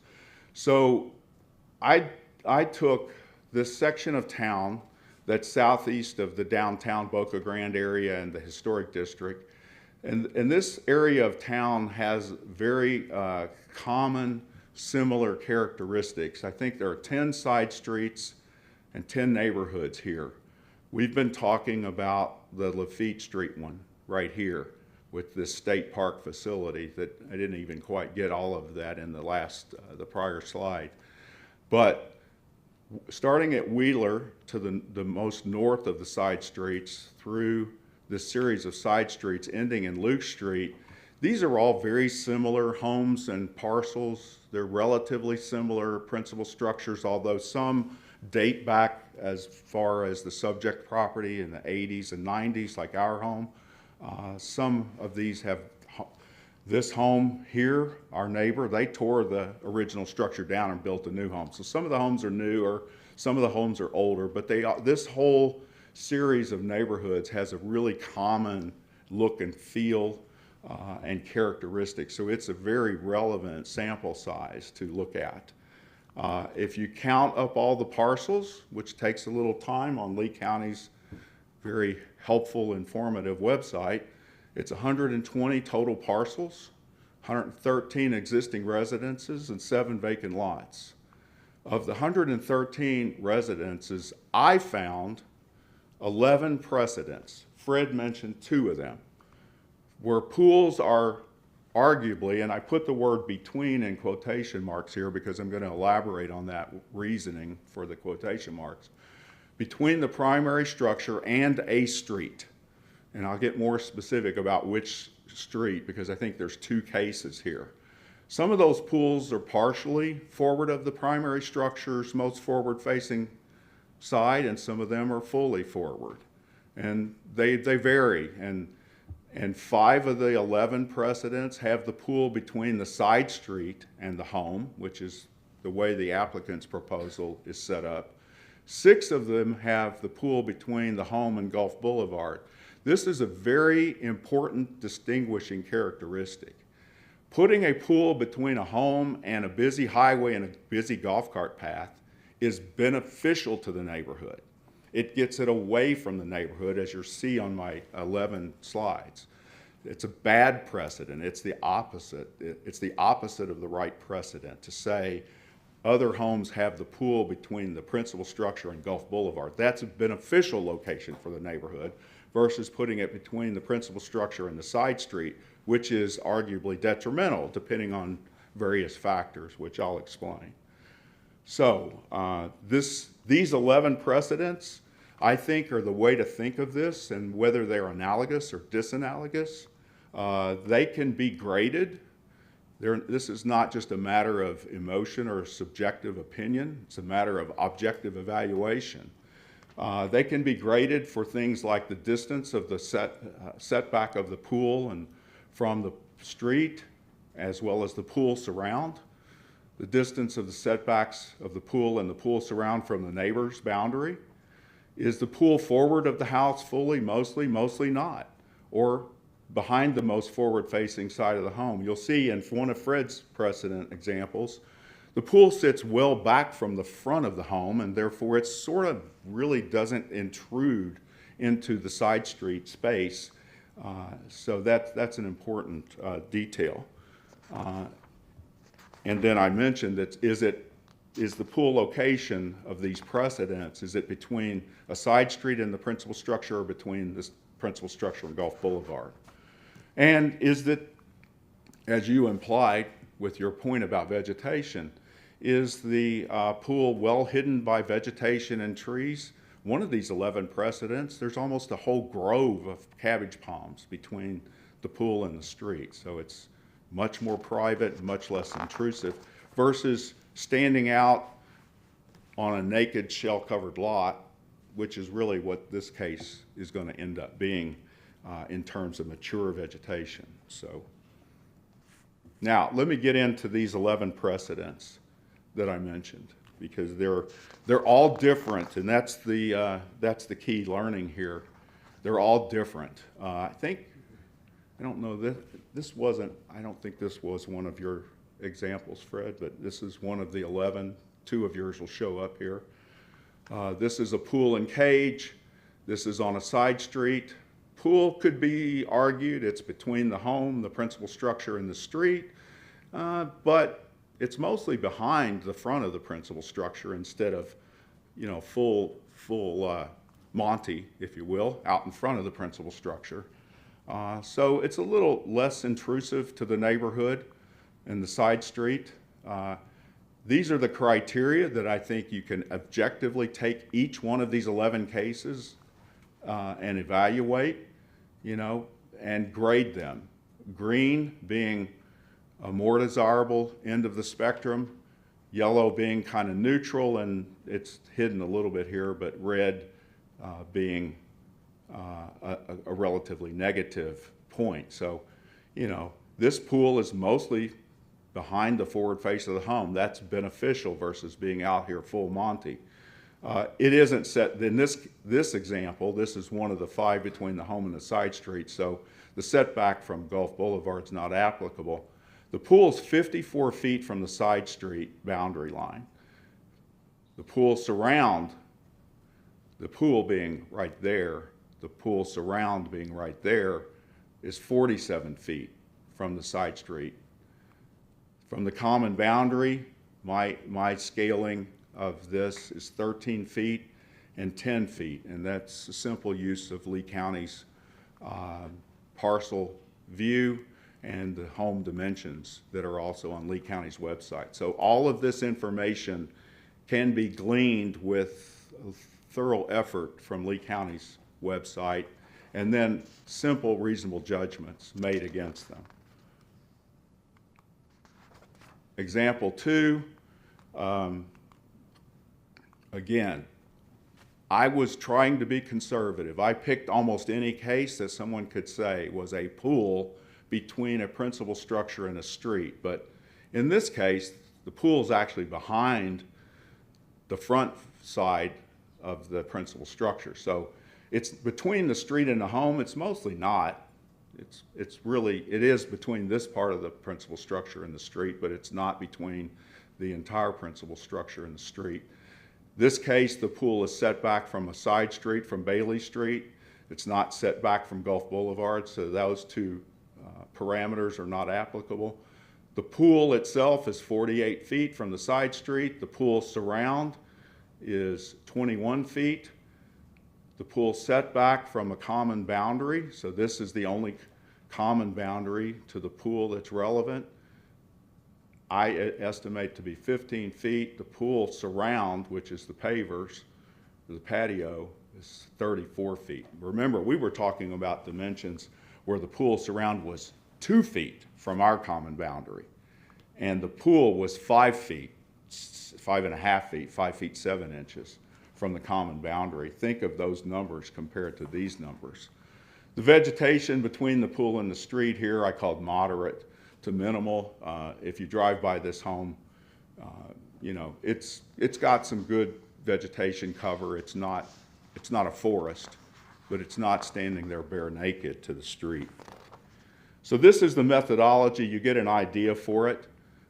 Third example of 11, and I'll go fast with the rest of these slides. This actually sits on Luke Street, a side street. There's only 2 homes on Luke Street, if I remember where I am in my 120 parcels. There's a literal grove of cabbage palms between the side street and the home here, and I think there's at most one other neighbor that this home is property is even visible from on Luke Street. All these dimensions are green. They're more desirable. it is a home, the pool is fully between the home and the street, so on that basis versus the two previous examples, I give this one a red versus yellow because the pool's not behind part of the home. It's really fully forward of the home, but it's totally hidden, and its distances to the side street and to the common boundary, the closest common boundary, are significant, so they're green. 4 of 11, some green, some red, moderate vegetation. 5 of 11, some green, some red. Again, this is a pool between a side street and a home, not the Gulf Boulevard. So those are my 5 examples where the pool's between the side street and the home. These start into the 6 examples where the pool is between the home and Gulf Boulevard. Those scenarios were used as precedents. I would argue that's not correct logic. These situations where the pool is tucked toward the golf cart path and the Gulf Boulevard highway, they're busy thoroughfares, away from the side street neighborhood, which is this direction, that's putting the pool in a location that's beneficial to the neighborhood. So what if it's close to the golf cart path and the highway? That's beneficial to put it there. It's not hurting the neighborhood. It's beneficial to the neighborhood to get it away from the neighborhood. So these situations that are argued as precedences and justification, it's actually an upside down and backwards logic. These are the opposite of being the same case in terms of being injurious to the neighborhood. So I've marked all of these yellow where it says distances from Gulf Boulevard because those aren't negative or positive. They're at worst neutral. That's number 6. This is number 7. Fred will see his two, I think, in here, if I haven't hit them already. Number 8, I think this was one of yours, Fred, 201, Pilot.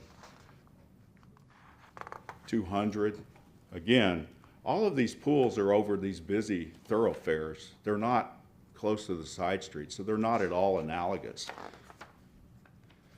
Now, this is the last one.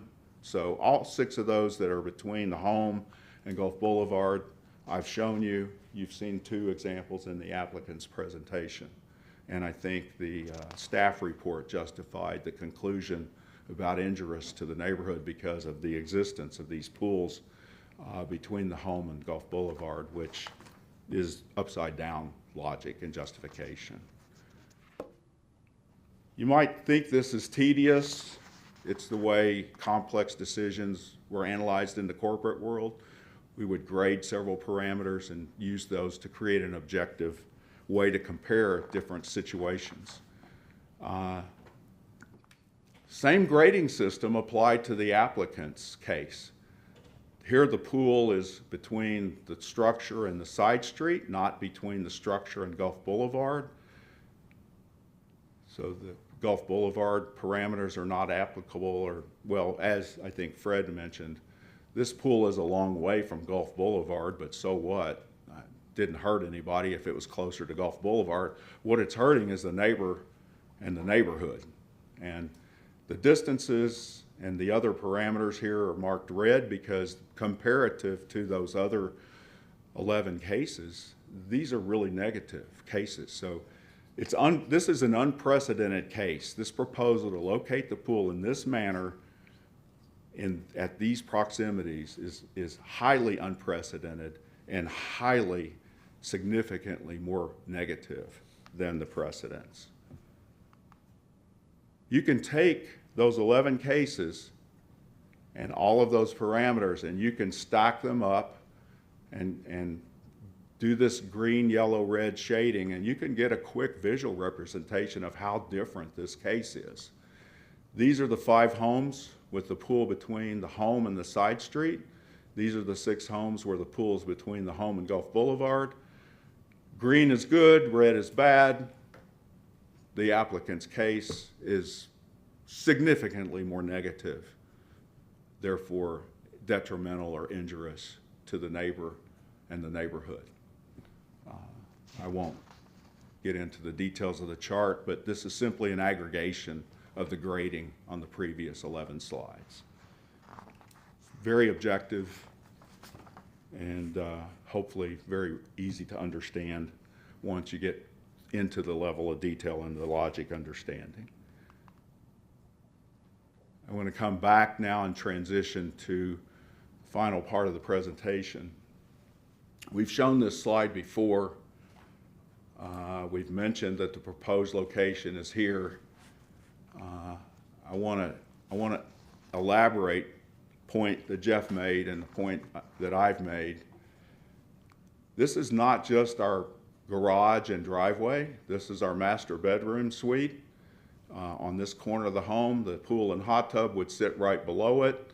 Between the home and the street, you can see there's no grove of trees here. There's no significant vegetation, and the proposed surround location is within 6 feet of the property boundary line, so there's not a lot of room for vegetation here, nor over here. The pool surrounds only 2 feet from our boundary line, so there's virtually no room for any significant vegetation for privacy. This is going to be a very imposing and undesirable location. I just don't understand why this location is being pursued, nor do I understand why it would be approved. It's just really not, it's exceptional in so many negative ways, whereas there are alternatives on the property that require no variances, that are less intrusive. So I just don't think that point should be overlooked, that it's above, that it's next to this master bedroom, which conveniently was omitted from the applicant's application. Okay, final part of the presentation. Thank you for hanging with me through the detail. These are the 5 criteria. Red text in this case is copy-pasted from the staff report. So you'll know I didn't make this up. I literally copy-pasted it. You know the 5 conditions. We've talked a little bit about various factors that are relevant to the 5 criteria. I don't need to read this to you. This is your stuff. Now, a couple of points. Criteria A. This is the requirement that we just saw. Again, these are the red text here is copy-paste from the staff report. Not my information, not my verbiage. But I'll emphasize the legend here. Red italics from the staff report, not yet on this chart, but on the next chart and the last few charts. The blue text is going to be my findings and further information for consideration. Again, I've broken these slides into the 5 criteria. This is criteria A, about inherent exceptional conditions that cause the regulations to create a hardship. I'm going to tell you my point of view after my deep dive into all of this subject matter in the last 2 weeks. So, the requirements A and B. This slide is about criteria A and B. This is my conclusion. The applicant's lot size and dimensions and the principal structure's angular positioning and location of the lot are acknowledged. Those apparent facts don't in and of themselves meet the definition of hardship. And I'm not going to stand up here and argue case law because I'm not a lawyer, but Jeff will talk about this as he wraps this up. But my understanding as a relatively informed person with a decent amount of contract law experience and a decent amount of other legal experience in intellectual property, forming corporate divisions, separating companies, I've read a lot of legal documents. My interpretation is this doesn't meet the definition of hardship, but I'll leave that point to be further driven home by Jeff. It's not the only feasible location for the pool on the parcel. As I have shown you, the pool or a larger pool fits on the northeast corner of the parcel. It shouldn't necessarily be on the southeast corner, requiring variances and up against our property line. It should be on the northeast corner of the property where it's private from the street.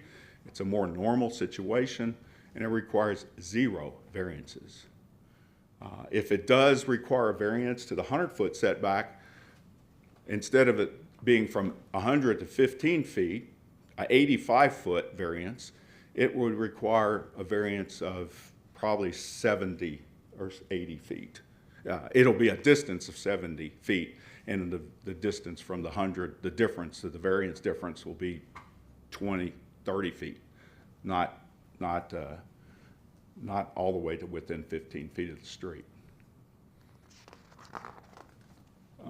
These points about whether these characteristics of the property constitute a hardship or not, these were known by the owners when they purchased the property. The obvious location of the home, the size of the home, the size of the parcel, the angular position of the home on the property, the position of the principal structure on the parcel, those are all known factors. You know, and I think Jeff will tell you those conditions passed with the property. So whether they constitute a hardship or not, I'll let Jeff drive that point home. I've mentioned, again, I've just to emphasize my observations, my conclusions in yellow. There's an alternative location on the northeast side requiring no variances. And that location option, that alternative location, offers an infinite variety of pool design options for the exact pool shape and size, the pool precise location, the pool exact orientation relative to the structure, et cetera, et cetera, et cetera. No variances required. No significant vegetation disturbance required. Yes, a pool electrical service has to be relocated because the meters on that side of the home. I called my electrician. He said $4,000 or $5,000. Do it all the time. Not a big deal. Monetary factor shouldn't even be a factor for granting a hardship anyway, but if that's a consideration and preference, it can be moved. It's easy. Electrician says he does it all the time. He's one of the 3 or 4 electrical companies that do all the business on the island.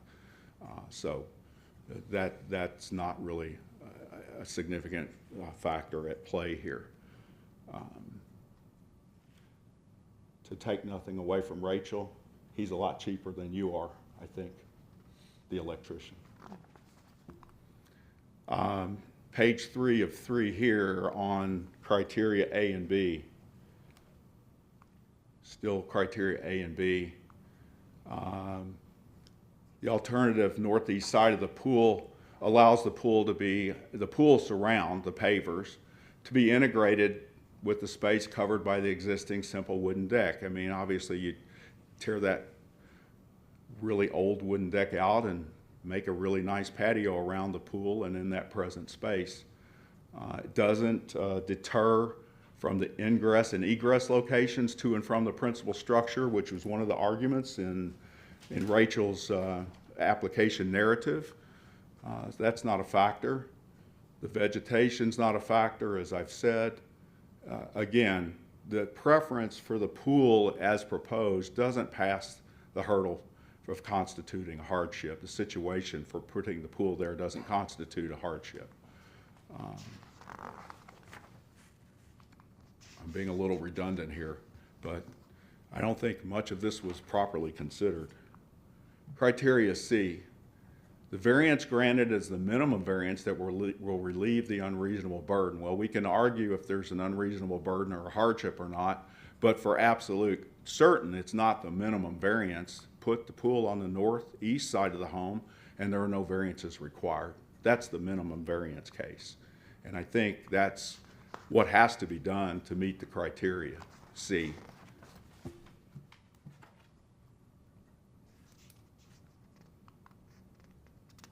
Criteria D, the granting of the variance will not be injurious to the neighborhood or detrimental to the public welfare. And again, the red is extracted, copy-pasted from the staff report. the blue being my points for further consideration, my further points for further consideration. The staff report says the requested, I'm going to go sentence by sentence here, the requested variances will not be injurious to the neighborhood or detrimental to the public welfare. Well, that's a statement of fact without rationale, so I'm going to have to go past that sentence to understand why the staff report would reach the conclusion of it not being injurious. There's only 3 paragraphs on this criteria D in the staff report. Third paragraph really is the only one that addresses the second part of this criteria. First part being that not be injurious to the neighborhood. The second part, subpart I call it, being detrimental to public welfare. My focus is obviously on the first subpart, the injurious to the neighborhood. So the only justification in the staff report that this criteria is met, criteria D, similar variance requests have been requested and approved for existing homes located on Gulf Boulevard that are also classified as a corner lot. I went to great lengths to show you why putting a pool between a home and Gulf Boulevard is beneficial to the neighborhood. So this is actually an upside down rationale, even if a variance, a prior variance is justification for a current proposed variance, which I think Mr. Wright will tell you that's not the case. But even if it were, this is not an analogous situation. Putting the pool between the structure and a busy highway is beneficial to that neighborhood down that side street. Putting the pool between the principal structure and the side street closer to the neighborhood, closer to the neighbor, is much more detrimental. So you can't justify this with a precedent that's beneficial when the proposed actual case is detrimental. The key words there, beneficial versus detrimental. And this slide continues to make that point. The staff's report analysis is insufficient to justify the statement that the requirement has been met. The Gulf Boulevard and this is Fred's precedent as well, the Gulf Boulevard precedent or precedent's justification is ironically backward. The mentioned Gulf Boulevard cases, the pool is detrimentally closer to the side street in the subject case. The case where the pool is along Gulf Boulevard, that's actually a beneficial location. So justifying this variance with the opposite situation is upside down logic. That's really what it boils down to. You can't say I'm going to do something that's injurious to this neighborhood because I did something that was beneficial with another property by locating the pool between the house and the highway. I'm not going to go through this one. And for sake of time, Jeff, I'm going to leave you to speak to this one. My conclusions are as follows in yellow. All properties have specific unique characteristics. Those characteristics don't, even if unique, rise to meet the requirement. There's a hardship and unreasonable burden. The applicants knew about those limitations that are unique to this parcel when they purchased the property in 2024, and they existed when the home was built. Those same conditions existed all the way back to when the home was built, so they kind of come with the property, so to speak. The proposed pool design is not the minimum case. The minimum case is a no variance case for which there are viable options of locating the pool on the northeast side of the principal structure.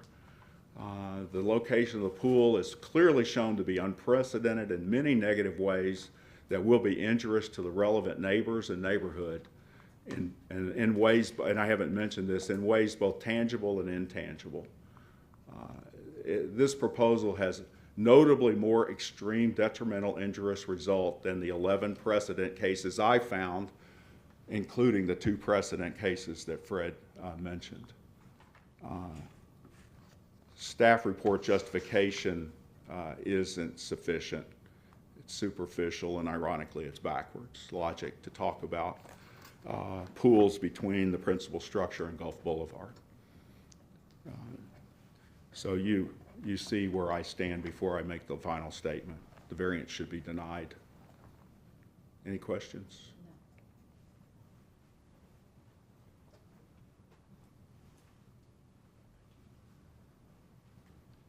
Okay, thanks for your indulgence. I appreciate everybody's patience. I just have a few closing comments here. We don't think the criteria have been met for these variances. Now, there are two of them. One is it's too close to the side, and the other one is if you're going to put your accessory structure streetward of the principal structure, it has to be 100 feet back. So if you put the accessory feature, the pool, not streetward of the principal structure, then it doesn't apply. Just the regular setbacks apply. So those pictures that you saw showing infinite number of configurations that don't require a variance, it's a big deal. That's criteria C, where it's the minimum variance necessary. There's two of them, and neither is the minimum variance necessary to achieve their objective. Now, I'll go through the criteria one at a time.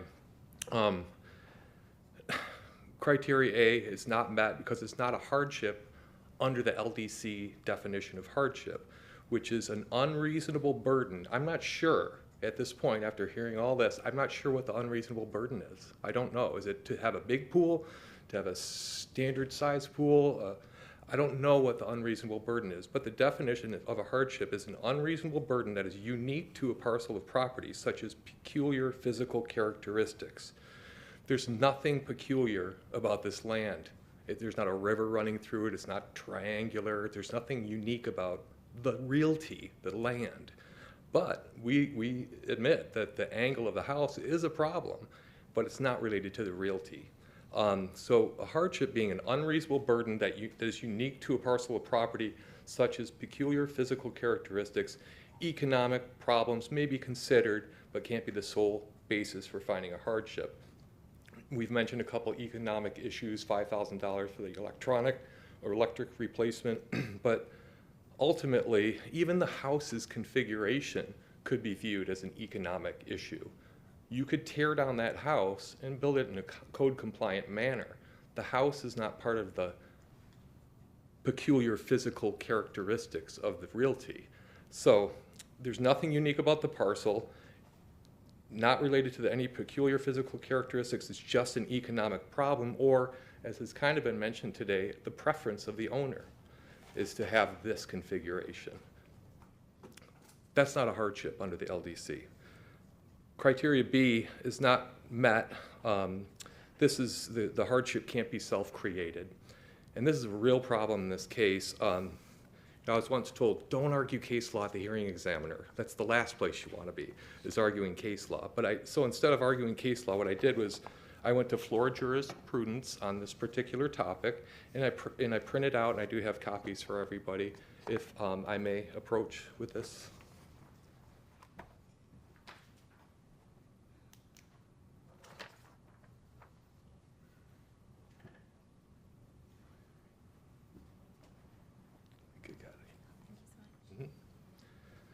So this is kind of a summary of a lot of the big concepts, black letter law, variances, and self-created hardship. And what I think is a big flaw in this case is that everyone's taking the position, this is in the staff report and the applicant narrative, that they just bought it. They just bought it. So it cannot be self-created. Well, that's not how the law works in Florida. In Florida, it even says, as this highlighted language, I'll cruise through here, a property owner cannot assert the benefit of a self-created hardship. Hardship is I'm going down to the third sentence, hardship is self-created and does not justify a variance where the applicant purchased the property with knowledge of the zoning restrictions from which they seek relief. Now, everyone who purchased property has constructive knowledge. They might not have ever looked it up, but they have knowledge under the law, constructive knowledge of the zoning restrictions from which they seek relief. And it goes on to say, when a landowner acquires the land with knowledge of the zoning restrictions, the landowner cannot cry hardship. And then it goes on to say, this applies to any of the owners. There could be 100 owners. It could be owner number 1 put the house at the angular configuration. Owner number 100 is still bound by that self-created hardship under Florida law. So it's not, because otherwise, if you think about it as a matter of policy, if you built a house at a strange configuration and you couldn't go back to the county and say, hey, I have a hardship, I need a pool over here, they'd say you created that yourself. I'm sorry, you can't. But if you sell it to the next guy, he's got his hands clean and say, I didn't do this. It's not a good policy to have. So in addition to it being contrary to Florida law, it's a bad policy as a practical matter to allow people to take property with their hands clean of any hardships. It would have been nice to have cases on this, by the way, anecdotally. Yes. Let's see. I do have case numbers. I didn't print out the cases for you because I figured we were bogging you down enough. But there are cases in the footnotes to the Florida jurisprudence excerpt that I provided. Those cases that list the line of authority that's guiding this discussion. And there's a couple cases that I can cite. Josephson versus Autry. That's the Florida Supreme Court case, 96 Southern 2nd, 784, 1957, that basically says you can't benefit from a self-created hardship. Another case, Thompson, I didn't write down the whole caption, but Thompson, and the site is 464 Southern 2nd, 1231, a 1985 case that stands for the same concept, that you can't benefit from a self-created hardship. And the narrative and the staff report both suggest that it only applies to the current owner, but that's not the case under Florida law. Otherwise, you'd have people playing games getting around hardships just by selling to the next guy and have all the hardships are washed clean. That's what they're taking the position that that's the case here, that every hardship that is here was not self-created, even though it was. Under Florida law, self-created hardships can be from any owner since the ordinance was adopted. And the policy, as I mentioned, shouldn't be able to build on a lot, then cry hardship based on configuration. And if you did allow that, anyone can eliminate a self-created hardship by conveying the property. And any new owner can get around self-created hardship simply by taking title. Another case that stands for that concept is the Geary case, 383 Southern 2nd, 1127. That's a third DCA case. Now, criteria C is not met because the proposal is not the minimum amount of variance needed to relieve the unnecessary burden caused by the regulation. And again, I'm not sure what the unnecessary burden is. I think it's the inability to put a regular sized pool. I think your time is better spent focusing on it's not the minimum variance. Yes, yes. And I'm looking at that criteria C right now. Obviously, Mr. Zutt's presentation gave infinite number of configurations, all of which are variance-free, none of which would require a variance. So you had pointed out very astutely that the triangular portion of that pool could be chopped off, and you still have a pool less that triangle, and you'd still be able to. But that wouldn't satisfy your client because they don't want the pool in that location. Well, that's right, and also to the point of the minimum amount necessary, if you put it in the back, you'd need nothing. You wouldn't even need to chop off the corner of the pool. So to me, it's when there's an infinite number of code-compliant options to enjoy the property and avoid a burden, take advantage of them. You wouldn't even have to come here. But so we haven't had any explanation as to why they wouldn't take one of these options that don't involve a variance at all. And therefore, what they're proposing is not, as we've shown on our slides, the minimum amount necessary in order to relieve the unnecessary burden that's caused by the setback regulations of Lee County. So I think we have a lot of evidence in the record, pictures, drawings, schematics, labels with dimensions, everything is in our PowerPoint, which is part of the record, that shows that criteria C has not been met. As a matter of fact, it's not the minimum amount necessary for them to overcome the burden. They don't need a variance. Criteria D, not met because it will be injurious to the neighborhood. Mr. Zutt's presentation went through a lot of the different examples of that and how it's a little inconsistent with the configuration of similar parcels. And there's a case on this point, City of Jacksonville versus Taylor, 721 Southern 2nd 1212, that says precedence, it's the law that matters, not the precedent. Now, if Lee County had in their law, if there are others in the neighborhood that are similar, they shall establish precedent, but it doesn't. What the law says is it's silent on the topic of precedent. I realize you can look at a pattern, and I would make the same argument if I were an applicant, but the precedent is not what drives this. They need to, the variance request needs to stand on its own merits, regardless of what's going on in the neighborhood. Now, even if you do look at the neighborhood, you'll see that it's inconsistent with the patterns of the neighborhood, as Mr. Zutt's presentation showed in great detail.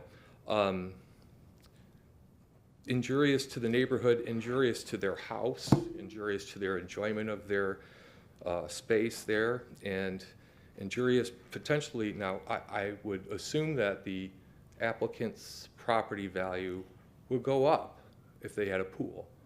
I also would think that the property value of the Zutts would go down with the presence of this feature so close to their master bedroom. So it's kind of a value swap where there's an injury to the neighbor and a benefit to the applicant. That I think is injurious to the neighbor, not necessarily the neighborhood. The neighborhood it's injurious to the neighborhood because it's different than the pattern that's been established historically in the neighborhood. And it also, as Mr. Zutt pointed out, it sticks out like a sore thumb. Now, I don't expect you to digest all the data, but hopefully you'll get a chance to look at that chart that he put up. It's very compelling, not easy to digest all in one glance, but there is some good information in that chart, and we would urge you to take a look at that to show the inconsistency of this proposal with the neighborhood. And to that criteria D, we don't believe it's been met because we think it will be injurious to the neighborhood, not to mention to his home value. And finally, criteria E, the comprehensive plan, the Lee plan. I think the traditional character and scale of residential areas it's inconsistent with Objective 19.1 because this proposal doesn't really preserve the traditional character of the neighborhood. And I think most importantly, it's inconsistent with policy 19.1.5 of the Lee plan because it doesn't adhere to traditional setbacks. And in that policy, it specifically says particularly front and side yard setbacks. Well, we're dealing with one of each, a front yard and a side yard. It doesn't comply with, it's inconsistent with policy 19.1.5. I think the biggest problem here is the self-created hardship. And, but ultimately, after sitting through today's hearing, we think the greater weight of the evidence supports denial, and we would request that you consider this evidence that we've provided and deny their request. That's all we have. Thank you very much. You're welcome.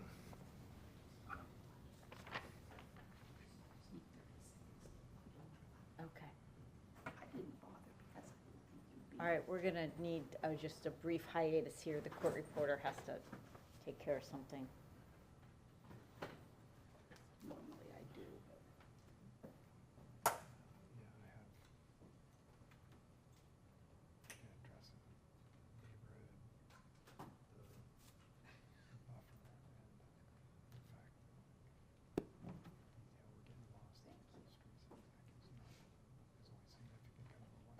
Okay, so we're back to staff and the applicant. You can address some of the points raised by the public. If you would like additional time, we can continue the hearing. We could take a break and resume. What would you like to do? Can we have a couple minutes or just 1 minute to talk? Sure. Okay. Sure, I'll give you 5 minutes.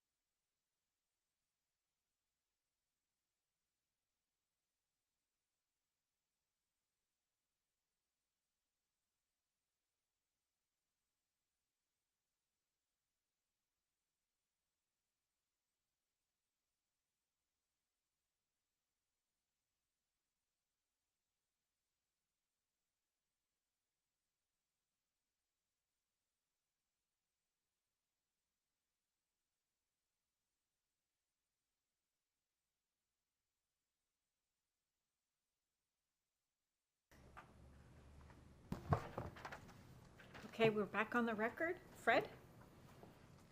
Okay, I'm going to spend a few minutes talking about a few items as a planner that I can talk to, and then Rachel will finish up. So we appreciate the detailed presentation, and I think while some of this is very compelling, I think in some ways the simplicity of the request gets lost in the mountain of details that was presented. So the first one is I think it's really interesting, is about the neighborhood discussion and injurious to the neighborhood. So, because I think we were the definition of the neighborhood was getting lost a little bit in that discussion. So I believe Mr. Zutt was defining the neighborhood as just Lafitte Street. I don't think that's consistent with the Lee Plan and Land Development Code, is defining what a neighborhood is. And the way I walk through that is buffers, setbacks are often enhanced greater along major thoroughfares because the neighborhood extends beyond just like a side street. It includes people that are going through, visual impacts by people commuting, local people that live on other streets that drive through there. This could be considered the larger regional neighborhood. So the code in 342192 B2B2 makes that allowance specifically because of a local street and not considering a major collector or larger street. So it allows for an older lot that was platted to have a 15-foot side setback for accessory uses, not 100 feet, if the lot is 100 feet or less. On the local street only, that's the allowances on the local street, not on like a golf boulevard where it's a major collector. So the code pushes those things towards the street that is less used, less impact. It overall in the region impacts less people because, as they said, that street is very low traveled. There's only the 4 houses plus the state park and the family that lives there. So our argument is that we are with 0.25 inches, a couple inches of being 100 feet or less. So the reason we had to include that variance is because we were 100.25 on one boundary, 100.29 feet on the other boundary. So because of that, we didn't fall under the letter of the law of that criteria to ask for that fit, or to be without variance request to meet that 15-foot side setback on the local street. But we did have to, and we acknowledge that. But we do acknowledge also that we believe the Lee Plan, the Land Development Code, makes those allowances for the smaller local street, not the larger street, as far as those setbacks and visual impacts to everybody in the region. So that's the one piece we would focus on. So in that way, the neighborhood is just a matter of perspective. But now, as a neighbor, that is, there is significance there about the location of that. So the other one is, we're within 23 inches in that corner of fully complying. So if we're within 2 inches of complying with the 15-foot setback, we're also asking for a very small, what we'd consider to be a reasonable variance on the side setback. So I don't want to get lost in the mountain of precedents and other things. We weren't showing examples of the other variances to try to show one for one that it was apples to exact apples. We just wanted to show that corner lots with odd layouts often need some relief from the unreasonable burden of applying the current regulations because of the uniqueness of an older lot that was built long before modern regulations. There is often some relief needed. This is, we believe, one of those cases that's some reasonable, or what we consider reasonable relief, was being requested. And with that said, talking to the owners, they did plan on landscaping it. For it to be a required buffer would be fine with us. We want to offer that. 10 trees per 100 linear feet, and planted at 36 inches, maintained at 48, or whatever preference the Madam Hearing Examiner feels would be appropriate. The applicant would be fully in agreement with that. So those are the 2 main points, and then I want to let Rachel close. All right, well, Okay, go ahead. I'd like you to spend some time discussing alternative locations on the lot that would require less of a variance or perhaps no variance. Yeah. So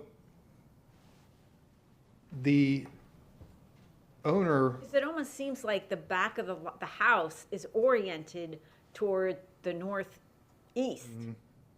So it seems, and I'm not going to design the site for it, but it doesn't seem out of the realm that the pool would just be an extension of that, because they already have a patio of sorts on that portion of the house. right?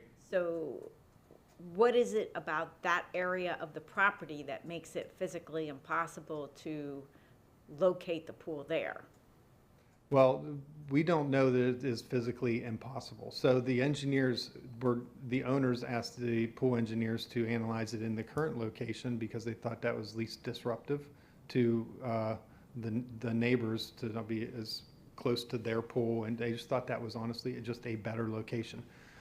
Because I'm almost tempted to continue this case to allow your client additional time to examine that, because I'm not convinced that there's physical constraints that preclude an alternative placement that would require less of a variance.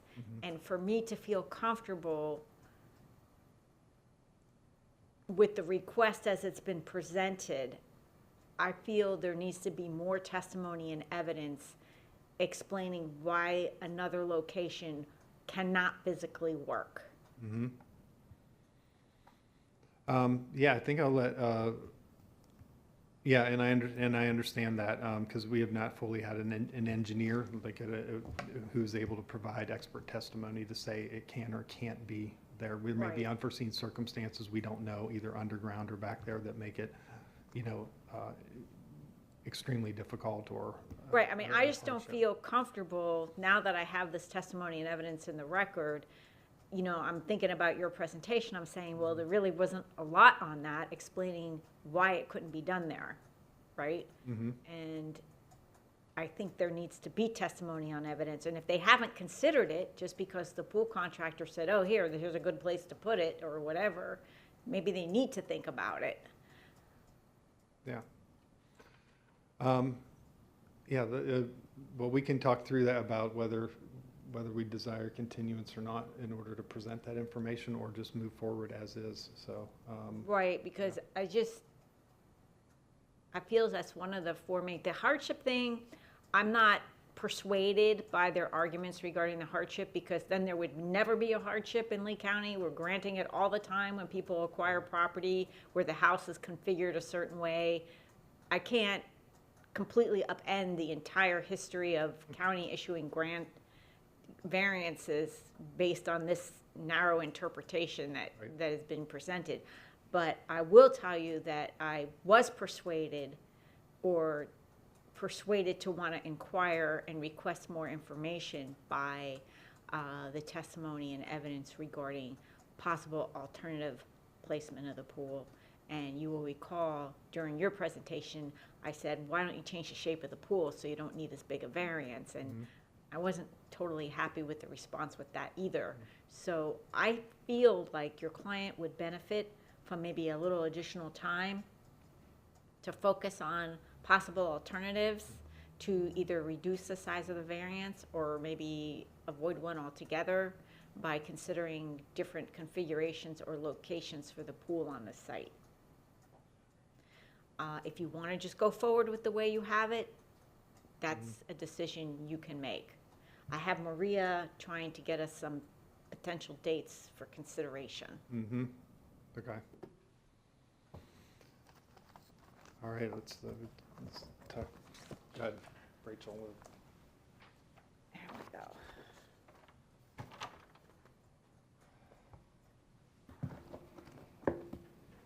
go. Bree, you want to grab that? I hear him. Oh, okay. I was going to say, pass one down.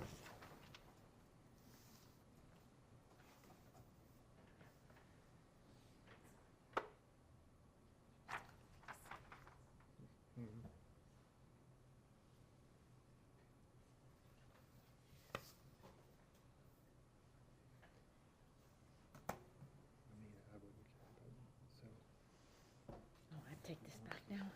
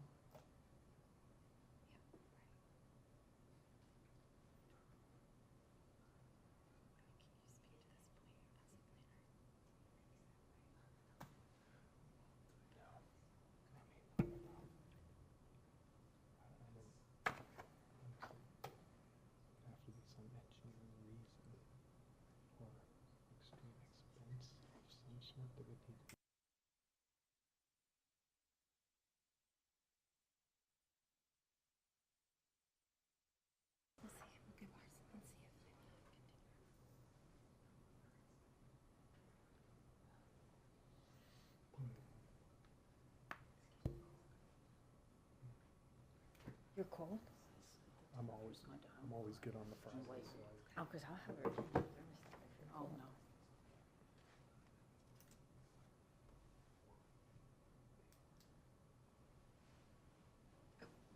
I'm sorry, Madam Hearing Examiner. The client is. He said he's November? go ahead and then. Okay, and where the dates say all day, that means you have the option of choosing the morning or the afternoon. I'm not Okay. suggesting that it's going to take the whole day. Okay. Yeah. The client has stated that the 12th, they would be open to the 12th for continuance if needed. Are we able to continue with our remaining statements for today? Okay, so that would be at 1 PM. Okay, I would feel more comfortable if there could be some additional testimony or evidence regarding why the pool can't be located anywhere else or configured in another manner that would reduce the extent of the variance. I also urge you to consider possibly another location on the lot, and hopefully that 2 weeks will give you the chance to do that. And so why don't we do that? We'll continue the case to Wednesday, November 12th at 1 PM.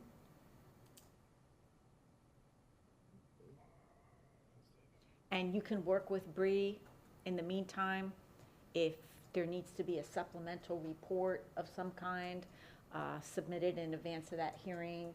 I'm not saying you have to, but if there is one, you guys can coordinate. If you end up finding out that you need more time, please contact my office and we will distribute additional dates for that to be considered. Okay. Okay, thank you. Members of the public, this case is going to be continued to Wednesday, November 12th at 1 PM. I have encouraged the applicants to provide additional testimony and evidence showing that they meet the criteria for the variance under the code. And you are welcome to attend that hearing if you're available. And I anticipate closing the record at the conclusion of that hearing and then rendering a decision. Thank you.